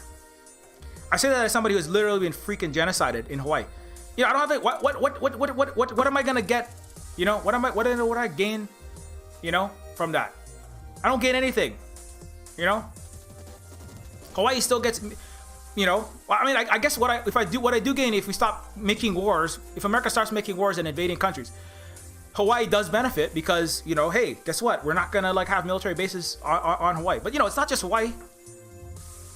I will fully admit that Vietnam, Afghanistan, even Guam are more harmed by U.S. imperialism in the Asia Pacific region and the Indo-Pacific Command, where America is taking the majority of its 400 military bases and ringing China. I mean, I fully admit that people that are literally being bombed, it's worse. That's why I try to bring up Iraq at least once per stream, because they bomb 6 miles from us, but it's worse to be an Iraqi holding up Iraqi Lives Matter, and then they don't just shoot you with rubber bullets or even bomb 6 miles from you. They bomb on your face, and then your children. You can pick up your children with a sponge, right? Where Hakim is from. But nobody cares about Hakim's people. That's all these so-called anarchists. If there's somebody who's a post-left anarchist, indigenous person, I'm like, maybe you take indigenous out of your name, because you're doing the empire's job colonizing indigenous people when you're helping get Hakim's people blown up again. You know? What are you doing in the UK also? You know? What are you doing in the UK? You know, being an Anne Prim. You know, what are you, Elizabeth Warren? Is this what you are? You know, oh, I'm 164th. You know, it was kind of saddening. I'm like, this is just like, don't defame your own people in this way, you know, by being so diseducated. Maybe you gotta get out of Britain, and the number one per capita propagator of imperial propaganda because Britain doesn't have any warships. Britain is just licking America's butt and putting out Her Majesty's, taking what little money they have left from their crumbling, cold, sad, wet rock and the 160,000 dead austerity killed people for Britain's monarch, feudal, neo-feudal powers, and turning all the money that could have fed British, build them better infrastructure and hospitals, and putting all the money to build a $10 billion aircraft carrier, Her Majesty's, you know, Queen Elizabeth. They lit it British, you know. So if you're in Britain, you know, it's a horrible place, disgusting place. You know, get out of Britain and go, help land back your indigenous people where you're from. You know. Go get the hell out of there. It's poisoning your mind. Anyways, but you know, so this is what, you know, so this is an current example. So you have to get down on your knees and kiss the indigenous people's feet. I'm just kidding, no. But you should apologize, at least at minimum. Say, hey, I understand. I am a white upper middle class or formerly middle class person from Michigan, British Columbia, Ontario. My dad has, I'm not rich now, but my family has a 5-bedroom house that I live in, and they have some money in some investments, and I'm a beneficiary of colonial plunder. And your dead family, your annihilated culture, your residential school children that were killed and genocided there, helped pay for my wealth that I have. Whatever, even I'm not as much as wealthy as my parents' generation was. I'm still a colonizer, you know? You gotta get down and you say, hey, I'm sorry, and not just I'm sorry, what can I do to help make this right? And you know what, part of that is supporting them in their decolonization struggles, getting the Line 3 pipeline and other fossil fuel incursions and the crushing of their peoples and poisoning of their land to put earth-destroying, you know, gas and oil and fossil fuel snakes, black snakes through their land, you know? Maybe help them with that, you know? Repatriation of economic and financial stolen wealth.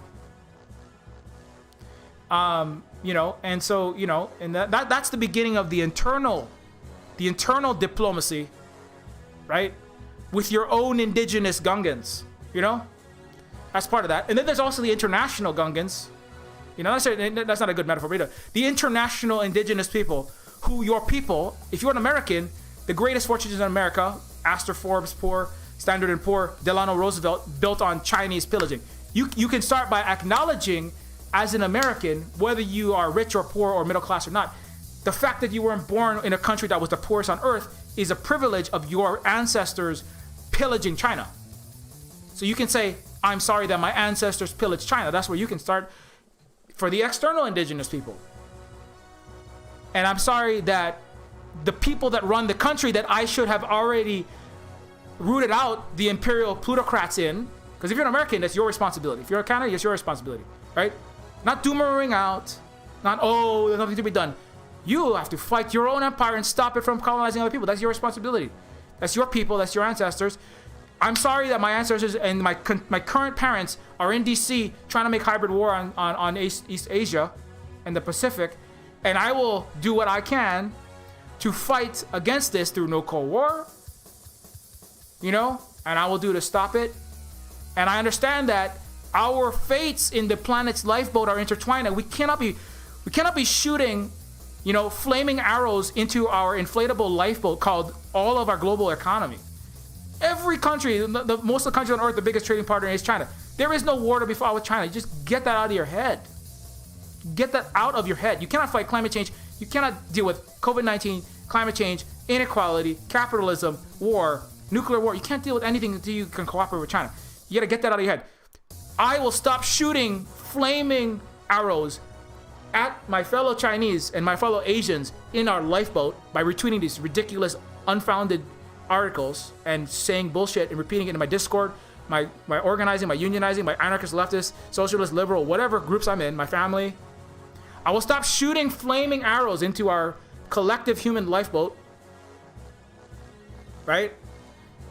And sinking us faster. And I will start trying to tell the truth about Asia and the Pacific, you know, including Hawaii.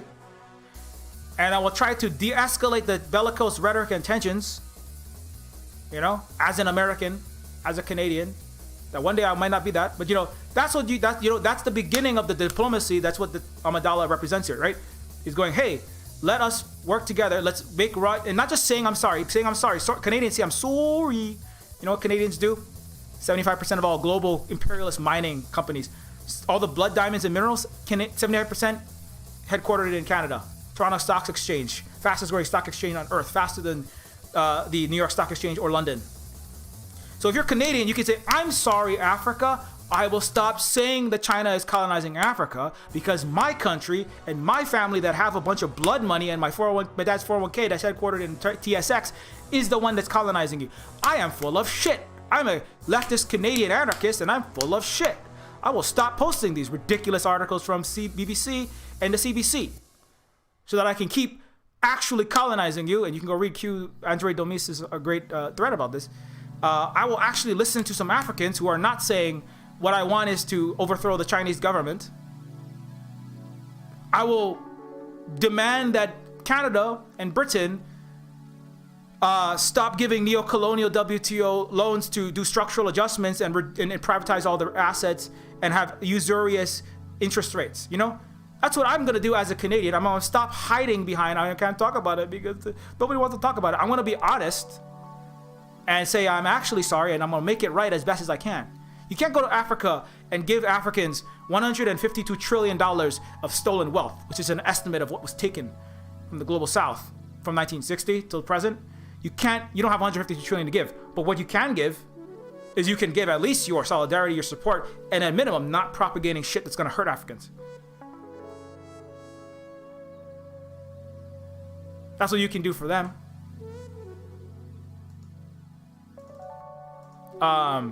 You know? I'm not kidding about that too. Where's Africa? That's not a hyperbole. That's Canada's left white settler colonizers too busy getting a cut of the blood minerals to be honest about it. China is colonizing Africa. 79% of mining companies globally now Canadian. Canada is the greatest source of corporate neo-colonialism expansion. So this is what Canada is doing. You know, it's not just Canada. It's Canada. It's America.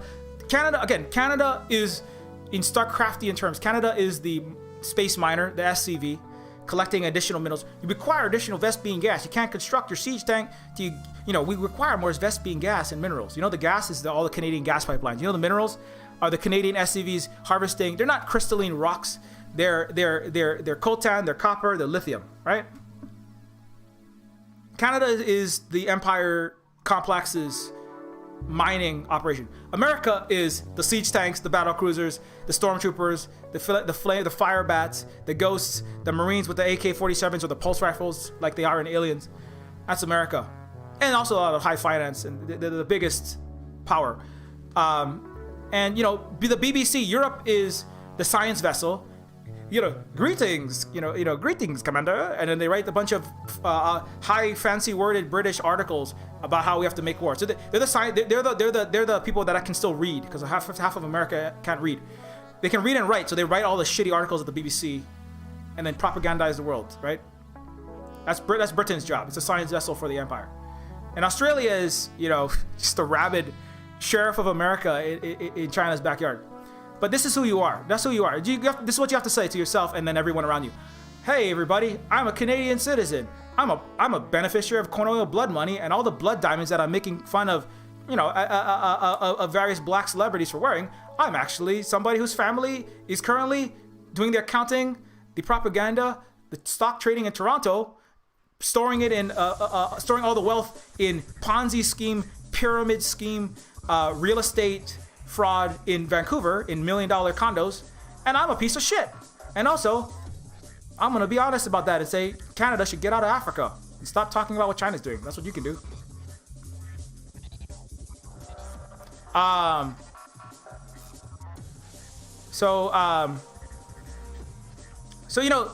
what I find is very interesting about this show. Is like it's very much a show for Final Phantom Menace is a show that kind of elucidates what Hawaii has done as a place. What Amidala and the people of Naboo are trying to do is,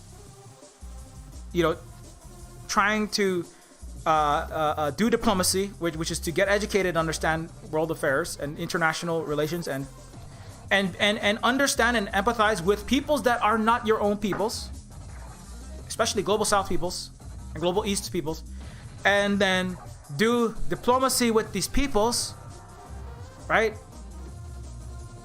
In a variety of ways, operate in international law, ask for what can you do for Hawaii? Oh, what do we do for Hawaii? Ask the United States to please respect international law. I mean, I know they won't, but I mean, if you make it big and loud and embarrassing and costly enough for the United States to respect the sovereignty of the occupied nation of Hawaii, right? Then it will put pressure on Hawaii to America to get the fuck out and respect international law. It's like, this is all we want, right? What we want as Hawaiians, we want to not be 1 in 6 Hawaii residents struggling to read. We want to go back to the highest literacy rate in the world, or at the top. This is what America has done to us. We want to stop being the victims of genocide under international law, with 40% are dying at ages amongst all ethnicities that are 40% higher to Caucasians. We want to stop having the lowest life expectancy, right? Where we had a universal healthcare system and the longest life expectancy. We want to we're the lowest in America. That's what we want. We want to stop living in this kind of tent cities, de-developed. That's what we want. How are we gonna get there? Do you have $20 billion and the ability to fight the U.S. military to get it out? No, you don't. But what you can do is we can at least be honest and start asking and not lying and bringing this to the forefront, not pushing to make war with China, because the more that you push China bad shit out there, the more America has the impetus and the consent manufactured to put more bases in Hawaii, right? That makes us further into poverty. So you have a lot of left, and even indigenous left, they're going, oh, I'm helping Hawaii by saying China bad. No, you're not. You're hurting us. Not just us, you're hurting China. Not just China, you're hurting Vietnam. Not just Vietnam, you're hurting Guam, Okinawa. All of Guam is just a giant military base. It's like a gas station for oil tankers and aircraft carriers. Guam, in many ways, worse. Guam doesn't even have the pretense of democracy. Hawaii has the pretense, at least. You're not helping the South China Sea, where they're all going to get bombed again You're not helping the Koreans who are afraid that they're going to be the target of another 100,000s of deaths. You know, when America starts a war in that area and then it gets out of control like it always does. The Rand Corporation, as smart as they think that they are not smart enough to figure out that actually Vietnam would not go along with allowing U.S. Air Force, Marines, Navy, and Army joint bases established in Vietnam. So the Rand, these people, these are like some of the sharpest tools in America's and the imperial Death Star of Earth's shed. They think that they are, but they're actually not that sharp because they got Vietnam wrong. Way off. Their capacity, again, if diplomacy is understanding many different peoples and understanding their history, culture, economics, they totally read Vietnam wrong. Totally read Vietnam wrong. Here's where that is. I'm gonna show you that one. Very important. The people that you think are the smart people running your country, they're not. They're not. Even the Rand Corporation, they're not. U.S. can't treat Vietnam, Okinawa, Hawaii, Guam, and China like piñatas to crash into each other for resources and war profiteering. The Western empires are failing. We are uniting for win-win cooperation. You should join in on the uniting of the Asian and Pacific and Turtle Island peoples of win-win cooperation. That's what you should do, you know? Not try to fight this process. The age of bullying and plundering the Asia Pacific without consequence is over. You know? America will try. I think now that they will fail, however, you know? But you can help reduce harm and you can help reduce the risk that America succeeds in a new multi-million persons killing, global economy imploding, horrible war with the South China Sea and the Asia Pacific region, right? You can help decrease the likelihood, but I don't think that is very likely. But you know, if you do propagate this bullshit, the likelihood that this terrible apocalyptic really event, because it could be nuclear war, and then we're all done. You know, China can blow up every city in America could be vaporized overnight, and Canada too. So you better watch your ass. With one submarine, every city in the United States. The U.S. may see itself as steering us into an anti-China position, and they think all they want, but we won't be goaded.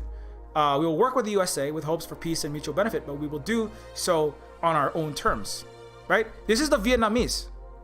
The Vietnamese. Kamala is in Vietnam, right? Kamala is in Vietnam trying to bully the Vietnamese like America and the West always does, right? But again, they're used to not being educated, right? Not listening, not understanding other people's cultures, economics, and never mind caring about the Vietnamese or any Asians. They don't give a fuck. But they don't even understand the Vietnamese. Who they are, their economics, their ties, their material conditions, you know, their political conditions. They don't even understand. Kamala is in Vietnam. This is Kamala Harris in Vietnam, right? Trying to swing a delayed and then everybody's getting Havana syndrome. Havana syndrome is, oh no, the US cabinet and American government officials and the CIA fucked up. Oh no, and we're gonna just a Cuban micro drone flew into our ear and like spouted a bunch of, you know, really bad, you know, BBC tweets really fast, and that gave me a headache because I can't take that much disinformation all within the span of 2 seconds, and then that's Havana syndrome. You know, it's just like having the POTUS tweets in your ear, you know, or somebody's spewing some, you know, horse deworming medicine ads in your ear really fast. That's Havana syndrome. You know, that's what they do. Is an American diplomat or CIA takes their phone, puts it to their ear, and then like has text auto reader, like, you know, voice to text read out tweets, and oh god, I can't take any more of this bullshit, and then they collapse. Sorry, I missed that meeting between the, you know, the Secretary of State of Vietnam and I just had Havana syndrome. You know, I just listened to Western tweets. You know, I listened to Human Rights Watch and I just collapsed. You know, this is what Kamala's doing, right? And you know, in Vietnam, you know, they went to Vietnam to try to lobby for letting them open bases up, right? And the Vietnamese people has tried to maintain friendly relations with as many countries as possible to improve our own material conditions and maintain peace and stability so we can build better material conditions for our people. The Vietnamese, again, doing what Hawaii did. They don't want to say we are China's good friend and buddy or we're America's good friend and buddy. The Vietnamese very smartly because they're not the size of America and China, very smartly, as the Hawaiians did, right? As the Hawaiians did. Where's my Hawaii thread? Lost it. As the Hawaiians did in their time, right? The Vietnamese are very smartly, you know, in this, like Hawaiians did in this time, saying we are friends with Britain, we're friends with France, we're friends with Russia, we're friends with Japan, we're friends with, we will have relations with you, we'll trade with you, you can visit, but we're not your friend, right? It's just simple. That's diplomacy 101. But America don't understand anything about anyone, let alone diplomacy 101. They just like, well, what we do is we just show up and then we drop a boatload of money and buy out a bunch of plutocrats, and usually it works. We just throw a bag of money into Afghanistan, you know, give a giant bag of heroin that we narco trafficked into our own citizens' mouths with fentanyl, or into Chinese mouths 100 years ago. We take that narco traffic money, we dump it into, I don't know, President Ghani, neoliberal tool from the World Bank, IMF clown. We give it to some plutocrat, and they agree to govern the country for us and pillage all of its resources. That usually works. We don't understand anyone. We don't care. We just fucking show up. That's why America will never do any nation building anywhere, because they don't know anything about anywhere, including themselves. But usually, they can bomb and bribe with all of their fiat, now hyper-inflating money. They usually can bomb and bribe everyone and threaten them, right? Sanctions, embargoes, cutting off their medicine through New York Federal Reserve account, electronic fund transfer cancellation. Usually we can just like bully or bribe everything everywhere on earth to get our way. But Vietnam is like, we're not gonna fall for your, that's not who we are. We're not a sellout fake democracy of chaotic, diseducated people. We are principled socialists who understand collectively, and we have a government that actually works for the people, unlike America. We're not a plutocracy like you, America, where you can give $200 billion to all of your rich, and then they can bribe all the puppet government to kill everyone for the profit of $6 trillion worth of escalated money to the top 0.01%, right? Vietnam is not America. That's what Vietnam told Kamala. We're not America. You can't just give us money. Even 1 million vaccines. China gave us 2 million. You clown. And also, we're not, just because China gives 2 million, you know, we in China, we both know we are going to work with lots of countries, because that's what we do, because we're trying to materially improve our conditions and other people's conditions, and we don't want to side with one over the other, right? Because that is the route towards escalating tensions that does increase the likelihood that war breaks out, and we don't want war. Because we're not warmongers. Vietnam, we're the Vietnamese principled socialist, multiple empire fighting off revolutionary peoples. You know, not everybody alive today fought that war, but you know, we still have enough principled socialist ways and dialectical thinking to understand we don't want a war of polarized. We don't want a new Cold War. We don't want an Iron Curtain in the Pacific. We want free, open, mutual cooperation. I don't care how many vaccines and dollars you throw at us. We're not gonna be bribed. You know, just like there were billionaires in Vietnam, which is a problem, but they tried to bribe the Vietnamese government to keep their businesses open. The Vietnamese government said, no, we're not gonna do that. Just as America and Honolulu currently is still open because the tourism industrial complex and the CEO of the Ritz-Carlton, right, the Hilton Hawaiian Village and Disney Aulani are like, keep it open and get every Hawaiian sick and die, right? But money wins in America. Because it's a plutocracy. And in the illegally occupied Hawaii, which is not a legitimate state, not a legitimate government, money wins there over the Hawaiians' dead bodies. They're building mobile morgues for us, right?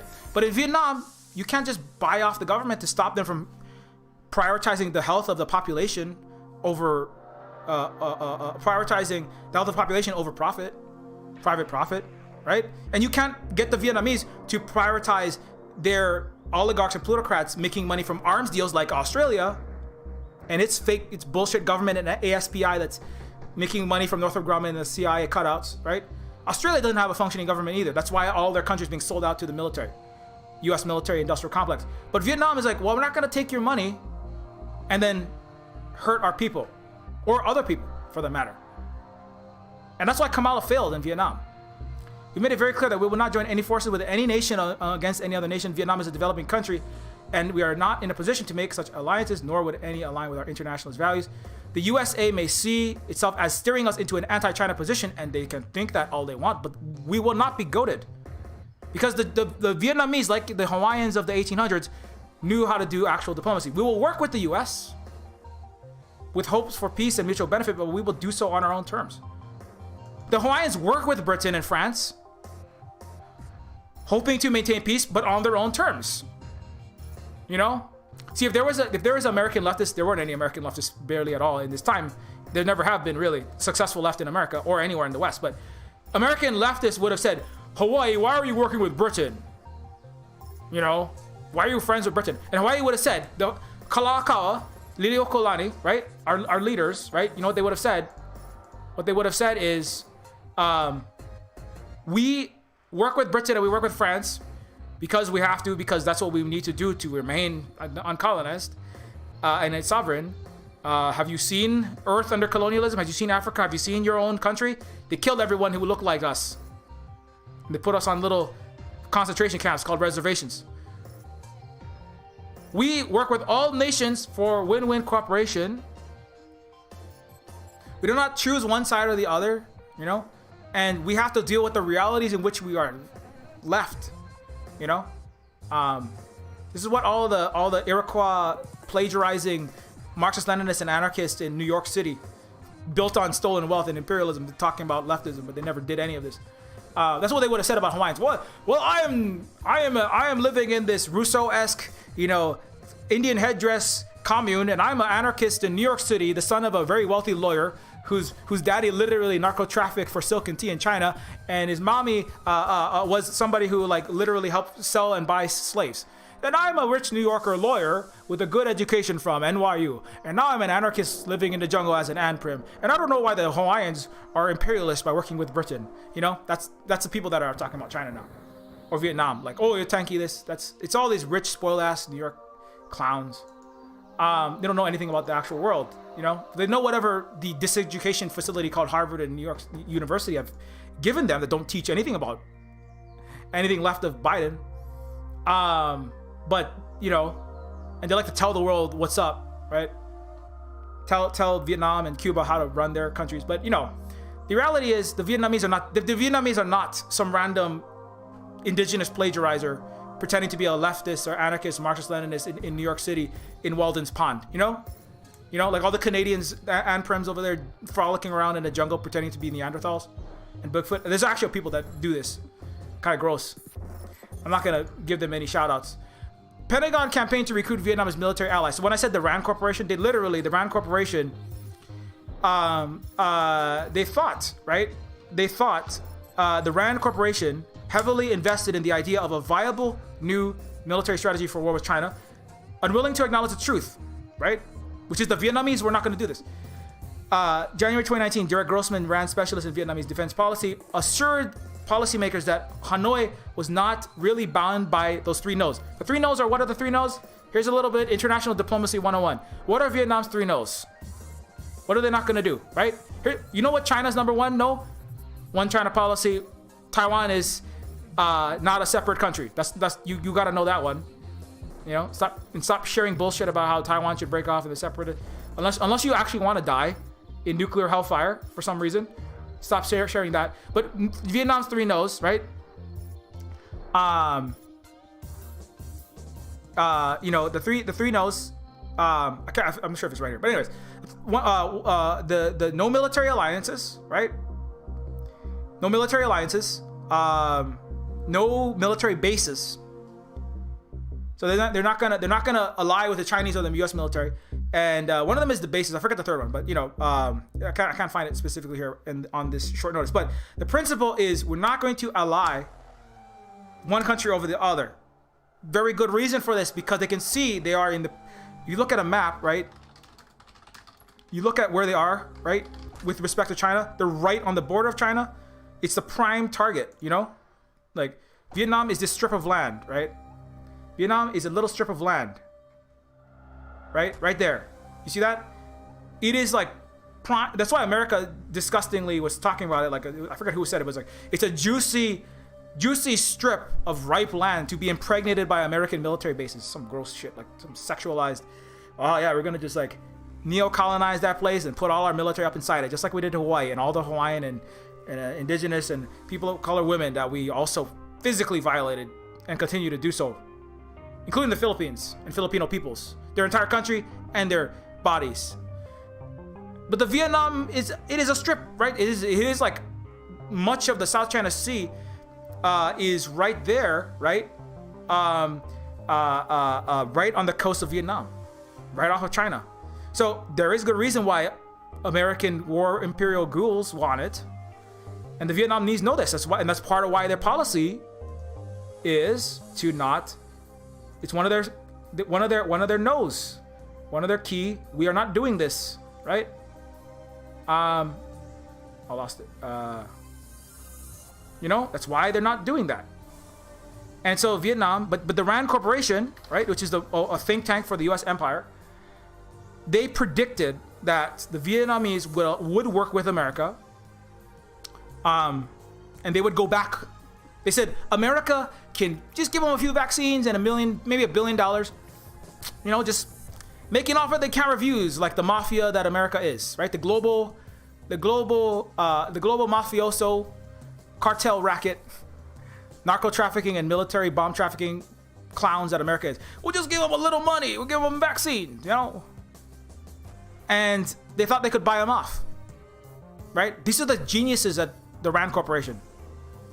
When Vietnam's long-awaited new national defense white paper was published, Grossman discovered new reasons for pressing ahead for cooperation with U.S. military against China. Suggested the Vietnamese had planted subtle messages of an opportunity for Washington. It's like, oh, they're like winking and nudging at us, They're like, oh, they're just like all ready for us to come in and stick bases in them and some gross shit. It's like, that's what they're reading. Oh, the Vietnamese are like flirting with us. They want America. Oh, come and give you a big hug, America. We love you a long time. And some other sexualized,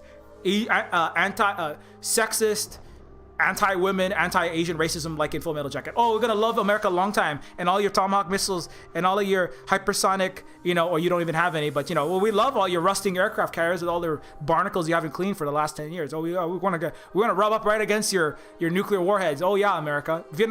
That's what the Rand Corporation thought Vietnam was gonna do. Was gonna be really happy about this. Security and defense mechanisms in the Indo-Pacific region, and he pointed out Vietnam's 4 no's. Depending on the circumstances and specific conditions, Vietnam will consider developing necessary appropriate defense and military relations. Anyways, but the addendum was hardly a signal of Vietnamese readiness to participate in this Indo-Pacific strategy. Where the head of the Indo-Pacific Command for the United States, half of the world's U.S. military actions is Hawaii. So that's why, this is very important. Rather, the 4 no's and 1 depend in the defense white paper. Anyways, so the main point is, by late 2020, it's apparent the bubble of Pentagon hopes for a breakthrough with Vietnam had burst. There would be no Vietnamese involvement in a U.S. anti-China military strategy in the region, nor would there be high-level Pentagon or military visits this year. More importantly, no further U.S.-Vietnam military activities were announced. The Rand Corporation's Derek Grossman finally acknowledged in August 2020 Vietnam had not been poised to begin deeper military collaboration against China after all. He now admitted the reality that Hanoi was taking a conservative approach to the 4 no's and 1 depend that he had marketed only months before as an open door to more U.S. cooperation. So this is the Rand Corporation selling out. They go, give us free money and we'll tell you what you want to hear, to all the neocon psychopaths that run America, right? All the military industrial goons, right? What they want to hear is America has a good chance of starting war. This is just delusional thinking. It's delusional, And again, if diplomacy is actually understanding other countries and their conditions, the Rand Corporation failed to understand Vietnam. The United States, by extension, and its so-called smartest tools in the shed failed to understand Vietnam. This is a failure. This is only further sign of the collapse of the U.S. empire. Grossman could see that Vietnam had carried out a delicate balancing act. Delicate balancing act. Who else did delicate balancing acts? Delicate balancing act. That's what the Hawaiians are doing. It's a delicate balancing act, right? Between massive superpowers with nuclear weapons. Avoiding any moves likely to antagonize China, the country's careful approach, he wrote, is disappointing for Washington. Oh, Washington's sad. Oh no. What's Biden's funders going to do? How are they going to pay for their 7th yacht and the 25th mansion in the Caymans? I don't know what they're going to do. That's fuck those clowns. Disappointing for Washington should temper American assessments of the extent to which Hanoi might be willing to play a role in the U.S. Indo-Pacific strategy. It should. If America had a functioning country, it would stop trying to meddle in other people's affairs. It would stop trying to start horrific wars in the Pacific. But at least they learned America doesn't have any intelligence in its so-called intelligence community and its empire. But even with their amoeba level intellectual capacity, they can understand that the extent to which Hanoi might be willing to play a role in the U.S. catastrophic Asia-Pacific and world-annihilating wars, they should temper their assessment a little bit, maybe. You know, how about throw your assessments out and start like building your own people housing and healthcare, please? That's too much to ask. You know, that's too much. How about you take your aircraft carriers, stop trying to plant them in frickin' China's backyard. Take your F-22 Raptors fanning out into Okinawa, into Guam, into Philippines, and into thousands of islands in the South China Sea. And take your Raptors, sell them off, and turn the Raptors into like metal to build the rail that you will need to have an advanced transportation infrastructure in America. Take your F-22 Raptors, take the Tomahawk missiles, break them down, and use them to build, the metal can be used to build the walls and the doors and the new hospital beds that Americans need so they don't die COVID-19. Maybe think about doing that, you know? But there's no intelligence in the intelligence community in America or anywhere in America, apparently. Still trying to start war with China. Nguyen, the Fong, anyways, I could go on this forever. So, but importantly is that the Vietnamese are continuing in the vein as a successful, educated, principled, indigenous, socialist people. As you know, and Luna Oy is just one of them. Luna Oy is not the leader of these people. Again, important principle is when you have a functioning socialist, actually existing indigenous society, which is what we actually were, and still are. Everyone is educated, not just one, not just the Rand Corporation and Biden and Blinken know what's actually happening. Everyone in Vietnam, from Luna to the just random people on the street, the teacher, the butcher, the candlestick maker. You go to Venezuela, you ask a taxi driver about international finance, they can tell you exactly what the SWIFT international payment system is. You ask a baker in in Bolivia, in the MAS party, they know. They know, you know, what the United States embargoes mean for Cuba, international weapons of mass financial destruction. They know what's happened in South Africa, you know, in its history, and they know what's happening in Iraq. Actually, they know what actually is happening. America don't know shit. Bolivians, you know, the Laotians know what's happening in Afghanistan, but Americans don't even know what their own military is doing there. And not just the ruling class, you know, because they don't have what everybody learns. Not everybody has a political science degree, but everybody learns the important political, historical, and economic events and narrative and history that shape the world. You know, everyone, because if you don't, you can bribe, you can pay off, and you don't have that ongoing cultural redemption, cultural revitalization. You have to have the constant cultural, you know, they call it ongoing self-criticization and ongoing renewal, right? Because if you we had a revolution, now we're done. No, you have a revolution, and then the work is for the rest of it's ongoing cultural revolution, ongoing maintenance against imperialism, against colonialism, against falling back into and being overridden by neoliberalism, by neocolonial loans, et cetera, right? So, but that's part of why Hawaii was illiterate. It's so literate, you know? And so that's why when I look at Vietnam and China and Laos, you know, what I just see like indigenous Asian and Pacific peoples just doing what they naturally do, you know, when they're not being, you know, when they successfully resist imperialism, I should say. Not when they're not being imperial, because they're always going to be encroaching. America is constantly trying to start a new fucking Starbucks or a actual sweatshop in a Red Bull factory in Vietnam. But the Vietnamese people go like, you can't do that. China just like find the big techs, stop the gig economy from hurting their workers. They're like constantly whacking all these financial heads. America is too busy giving them all of America's hospital and food money to the freaking billionaires. China and Vietnam over there like making sure that people keep having better, improving livelihoods, right? By reining in the capitalists and especially the high finance and the big techs, right? Anyone who would essentialize our relationship is very close allies with the USA, implying that we are somehow favoring our relationship with the USA over our relations with any other country, needs to investigate more before speaking out on our foreign policies. But this is the problem, right? Nobody cares to investigate Asian peoples in the West. This is part of the Yellow Peril. They should, right? You can't do the mutual cooperation and diplomacy till you have investigated. And investigate doesn't mean Googling up on BBC and CNN what the Vietnamese and the Chinese are. You're not gonna get anything from that, right? It means like studying from some actual sources, right? And anyways, so you know, we have you know, there's a lot. I just said a lot of things. I think I've covered everything I want to cover. So that's one thing that happens in Star Wars. That's not all of Star Wars Phantom Menace, right? I'm focusing in on what the people of Naboo do, the Federation, the embargo, right?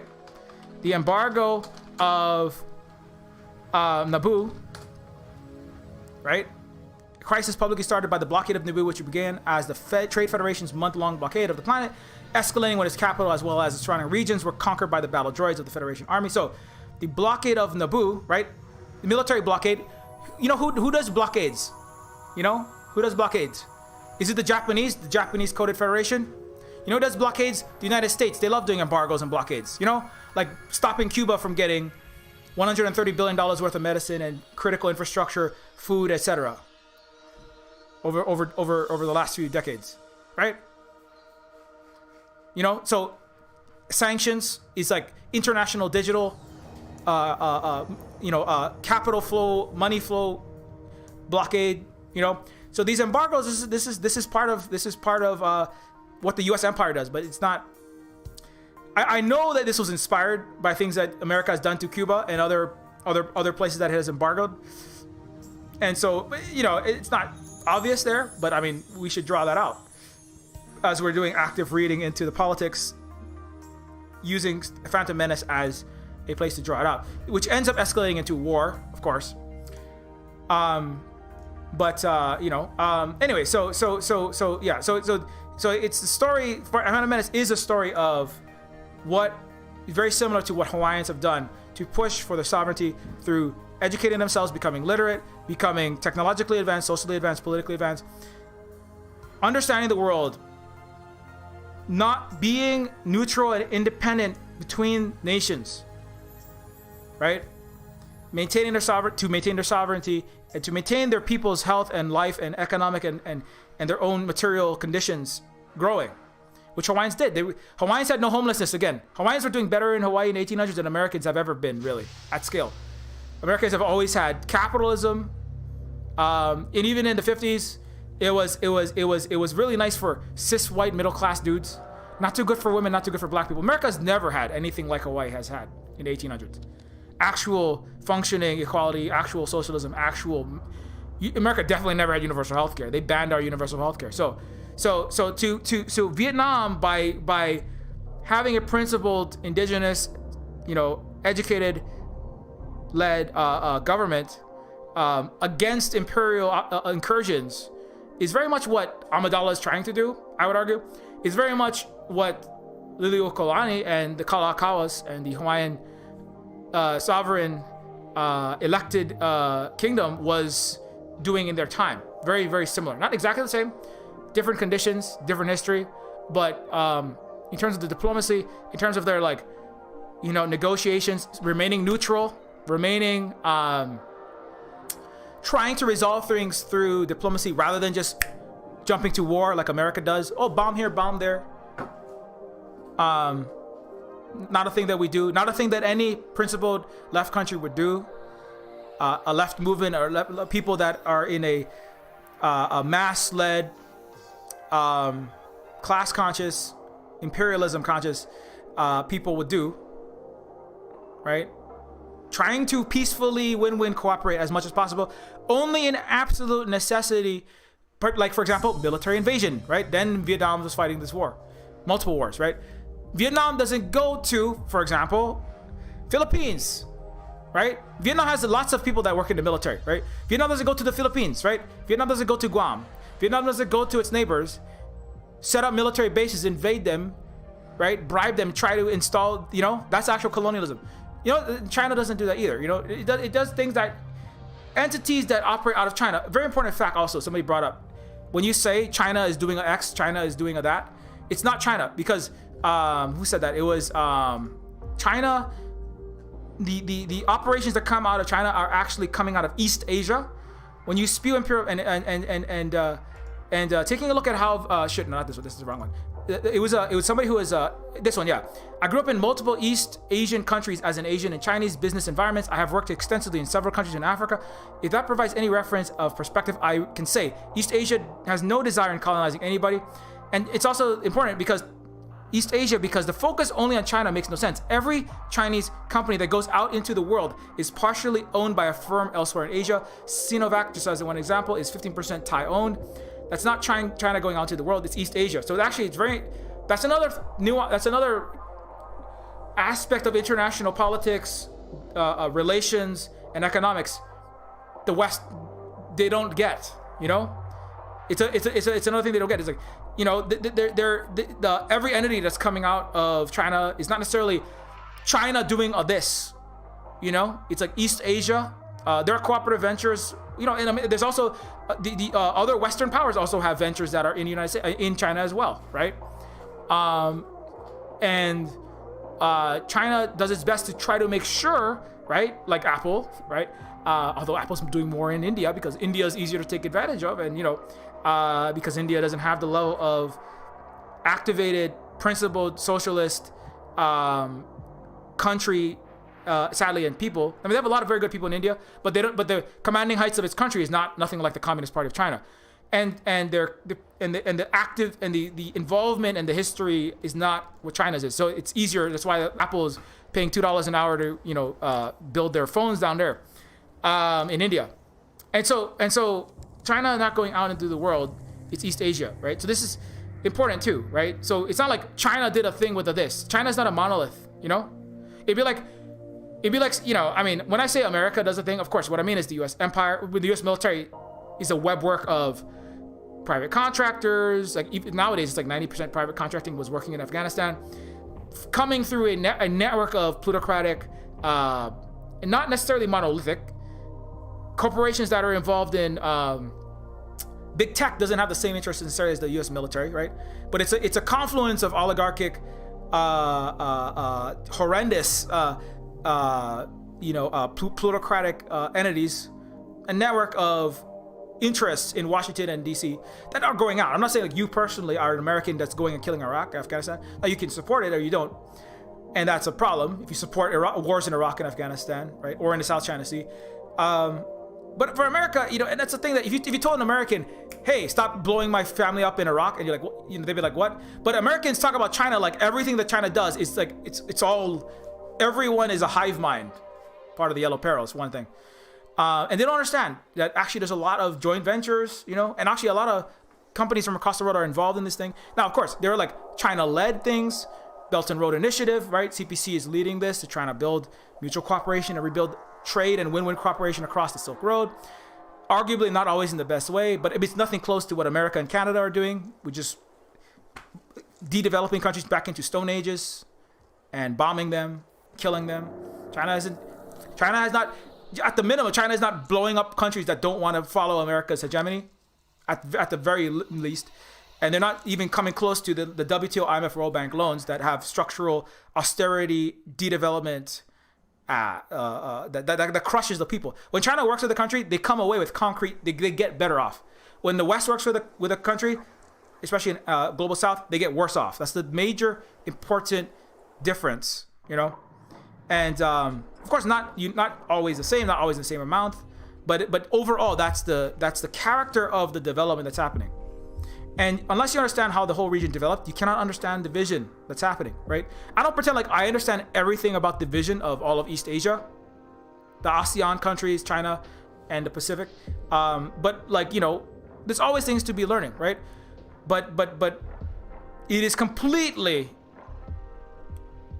it's just way completely at scale from the commanding heights off base to just say what China's doing to Africa is the same thing as what America's doing, or what Canada's doing in Africa It's the same thing. This is just like categorically wrong, you know, and that you do need to get like start learning, right? You have to say, what's the options? What's the options for Africa? Pray until somebody nice shows up that isn't Western. You know, like Andre brought up a very good point. It's like the two options. You have two options if you want to develop and get out of poverty, right? You want roads, you want hospitals, you want functioning, you want flush toilets. You want to stop dying from typhus, cholera. You want to have air. You want one day maybe have some grocery stores with food that you can get off the shelf. You want to have like healthcare and hospitals and housing that doesn't have holes in it. You want to get out from under that. You have two options: work with the West, that's going to give you loans to build that will help you build a few things. Mostly, it's going to go to oligarchs. Maybe they'll just blow you up, and you're worse off than even your mud huts. You just have blown up craters with their mud huts. And if they do give you anything, they ask for privatization of all your resources, which pushes you and keeps you de-developed. So the option is one, take Western aid that leaves you worse off than before. Two, take Chinese aid that's still a loan, but you actually get material, concrete roads, ports, infrastructure, and you come away better off than before. Historically, statistically, it's not even close, you know, but there's nobody who wants to look at that in the West. Very few people, because it doesn't benefit the settler Canadian middle classness, or UK or American middle class or upper middle classness. So those are the other option is you can take the loan from China, come away with material things, right? In the same way that like if you want a house, right, you can take the $1 million bank loan, or you can sit there and stay homeless and like pray, please, please, please, $1 million plop into my lap. Wish to the fairy godmother, spaghetti monster, Jesus Christ and Buddha, right? Pray that Aladdin's lamp drops into your lap, and you rub the lamp, and the genie gives you $1 million. You can do that, or you can go and that's the options in a shitty place like a capitalist America or Canada. Get a loan, get the house, try to get out from under the loan as fast as you can, right? Now, the thing is, the Chinese loans are much better. They gifted $10 billion to Cuba alone and multi-billions to Africa, right? So the rates are much lower than Western loans, and they forgive many of the loans when it's clearly shown. How many American universities, you know, and how many American banks are jumping to, oh, did you lose your job? Did you lose your job? Construction worker, waitress, you know, doctor, computer programmer for your Vancouver mortgage. Oh, did you lose your job? Oh, I feel bad. And your wife is sick, and you're in America, and you don't have any money to pay your loan. I feel so bad, and your material conditions are so bad. You know what? I'm gonna write your loan down. In fact, I'll just forgive your $1 million loan for the house in Seattle. I'm just gonna forgive the loan, cause like that's unfair for me to ask you when you're dying of cancer to pay back this huge loan. That's not fair, right? When does an American bank ever do that? They definitely don't do that to the global South, and they don't even do that to their own people. They will strangle you. They will take your house. They will take your children. They kick your kidney, right? Drown you in medical debt. Oh, I'm so sorry you got sick. We're just gonna like forgive all of your payments. You know, we'll just forgive all your medical debt, all your student debt. We'll just forget. You know, the material. America is such terrible job conditions, terrible material conditions. The HSBC, Goldman Sachs, right? Private equity firm, Wells Fargo, right? Your student debt. Oh, I feel so bad, student. 50% of college students don't get a job in the field that they graduated in, right? Right? Multi-trillions in student debt. It's a horrible crisis about to explode like a giant, disgusting fiat bubble. I'm so sorry, student. You know, you're working at Starbucks. You can't get a job in anthropology that pays back your multi-100,000 student loan. I'm so sorry. Oh, you have a STEM engineer, but you're a STEM engineer with a programming and avionics degree, and Boeing is paying you $9 an hour because that's what they pay Boeing programmers to program 737 MAX autopiloting systems. I'm sorry, Boeing programmer. I'm the university. I'm the bank. I will forgive your loan. That's not fair that you have to go work for $9 at Boeing as a permatemp, programming aircraft engineering software for $9. I forgive your loan. Do they ever do that in America? No. They chase you down and they take everything they can from you. But anyway, you know, it's like, you know, but that's not even close to the level of suffering that a global South person would have when they take a WTO, IMF, World Bank, work with the Western actual neo-colonial debt trap diplomacy peoples. So anyway, this is a lot of stuff, and it's now 2:30. I could go on that forever, but you know, it's very important. Vic Sohomia also is somebody who wrote a very interesting article about last thing I'll say. If you can support Radio Free Amanda, cat content only. Another very important voice in Chinese in America, giving important education to people who need it in English. Vic Sohonier, there's a very interesting article about the Djibouti culture. Or where the hell is the article? I lost it. It was about Djibouti and the international historical music of the region. And yeah, here, how Djibouti, which is in Africa, East Africa, if I'm not mistaken, once hidden music archive compels us to decolonize history. This is a very interesting article. It talks about how, when I was saying like the center of the earth was not Rome. All roads didn't lead to Rome. Africa, Andromeda, Cassiopeia, Cephas, the king, and Andromeda, they're in the Greek constellations. I remember this guys studying. I was, doing observations of, the NGC galaxies. One of them is off the tip of Pegasus, but you get there by looking at Cephas's crown, and you triangulate it in the sky. Anyways, starcraft and galactic astronomy aside, the Greek constellations have African peoples in their sky. But you know what part of that? You know why that part of that is? Why would they have black people? 3 of them, right? Andromeda and her parents, Cassiopeia and Cephas. Why would they be in the Greek constellations, right? Well, part of it is because they were very important in Ethiopia, or as they call it, Ethiopia, to make it sound like it's somewhere in Middle Earth. I'm sorry, Europe. Because Tolkien's a racist, colonialist, and orcs are terrible stereotypes of non-white peoples that he killed. But Ethiopia was an important part of the world. Djibouti is right there that's another place where America is trying to make wars and stop China from having peaceful win-win cooperation and trade to empower the world in a global Silk Road. And so Djibouti was a very important place. And in this article, it details how the historical music that has Turkish, Chinese, Far East, the North, all the way up to Russia, it has tip of Africa inspirations and instruments in the music there. And that its heritage as a global, really like a global, definitely Eurasian continent and Africa, just the majority of the world's population. There are in the music, it's like a Rosetta Stone, or like it's like inside of the ethnomusicological amethyst of their music. You can hear what was once a massive international family federation of indigenous nations from Africa to Asia. It's like preserved. It was a place where a lot of these places met, traded, science, technology, art, culture, music was exchanged in this part in Africa. It was the last stop. It's like that area, the East Africa was like the last stop before you went on to Asia, South Asia. But then you could get to everywhere else. But it was a very important place, and that's part of the reason why. So anyway, this article is very interesting. It kind of goes through how the music, and China is now working with the people of Africa to not only empower them in terms of like building roads, ports, satellite, 3G, 5G telecommunication infrastructure, so they can get educated, right? That's how Bolivia got very educated. The Chinese gave them $1 billion free satellite, and a lot of Bolivians learned about socialism very quickly, and Marxist-Leninism, and global economics and politics very quickly.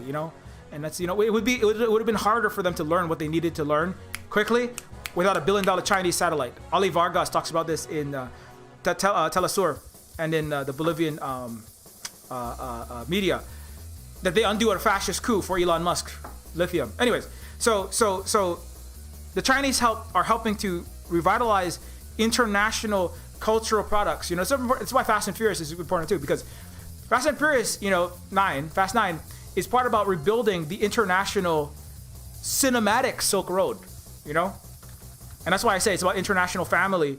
Fast 9 is about international family against spoiled rich white pricks, right? Because it's an international film that's about, family. Everyone cooperating together, not warring each other, cooperating together to undo their oligarchs. Headquartered in where? In Europe and in America. Charlize Theron and Otto, the spoiled rich feudal prick, right? Anyways, that's a good place as any to end, is on Vin Diesel's bald head. So now, thanks everybody for listening.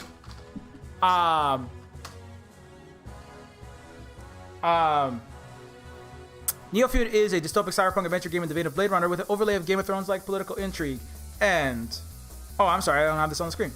Neofeud is a dystopic adventure cyberpunk adventure game in the vein of Blade Runner with Game of Thrones like political intrigue and 1366 by 768 hand-painted and stylized visuals. It is a game that does support everything that we do here at the Silver Spook Hui /cooperative/commune, which is, again, it's a word that means working together collaboratively for the benefit of all the people, of the Hui, the La Hui and the Shahui in Chinese. La Hui is Hawaiian for all of us, the nation.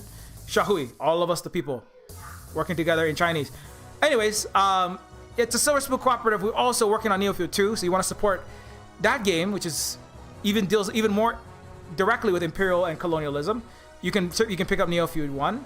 Also, you can consider leaving even a very short review that massively supports everything that we do here at the Silver Spook cooperative by allowing more people to discover the game in the Steam algorithm.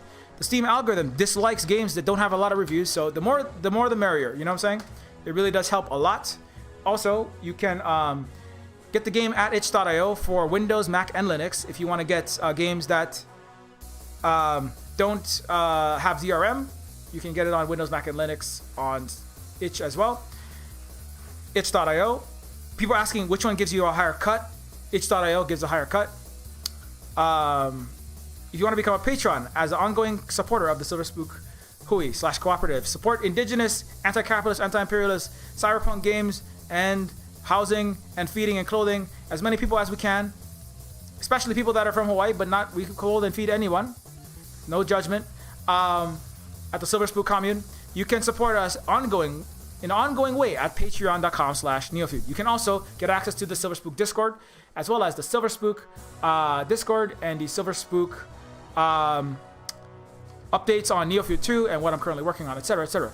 So if you want to help us out with that, then you can feel free to join that. If you want to support, if you want to follow us at Mastodon, Mastodon is a decentralized, non-capitalist controlled federated social media platform like Twitter, but without billionaire capitalist mega corporations, backed by Wall Street and the Pentagon, erasing indigenous, black and brown, and global South people when they feel fit, or putting Russia state-affiliated media on indigenous anti-pipeline activists, Twitter, Instagram, and Facebook pages, and all kind of bullshit. Mastodon is open source, more decentralized site, so you can follow at Silver Spook Games at octodon.social. Also, while we have access, however, to the Death Star satellites,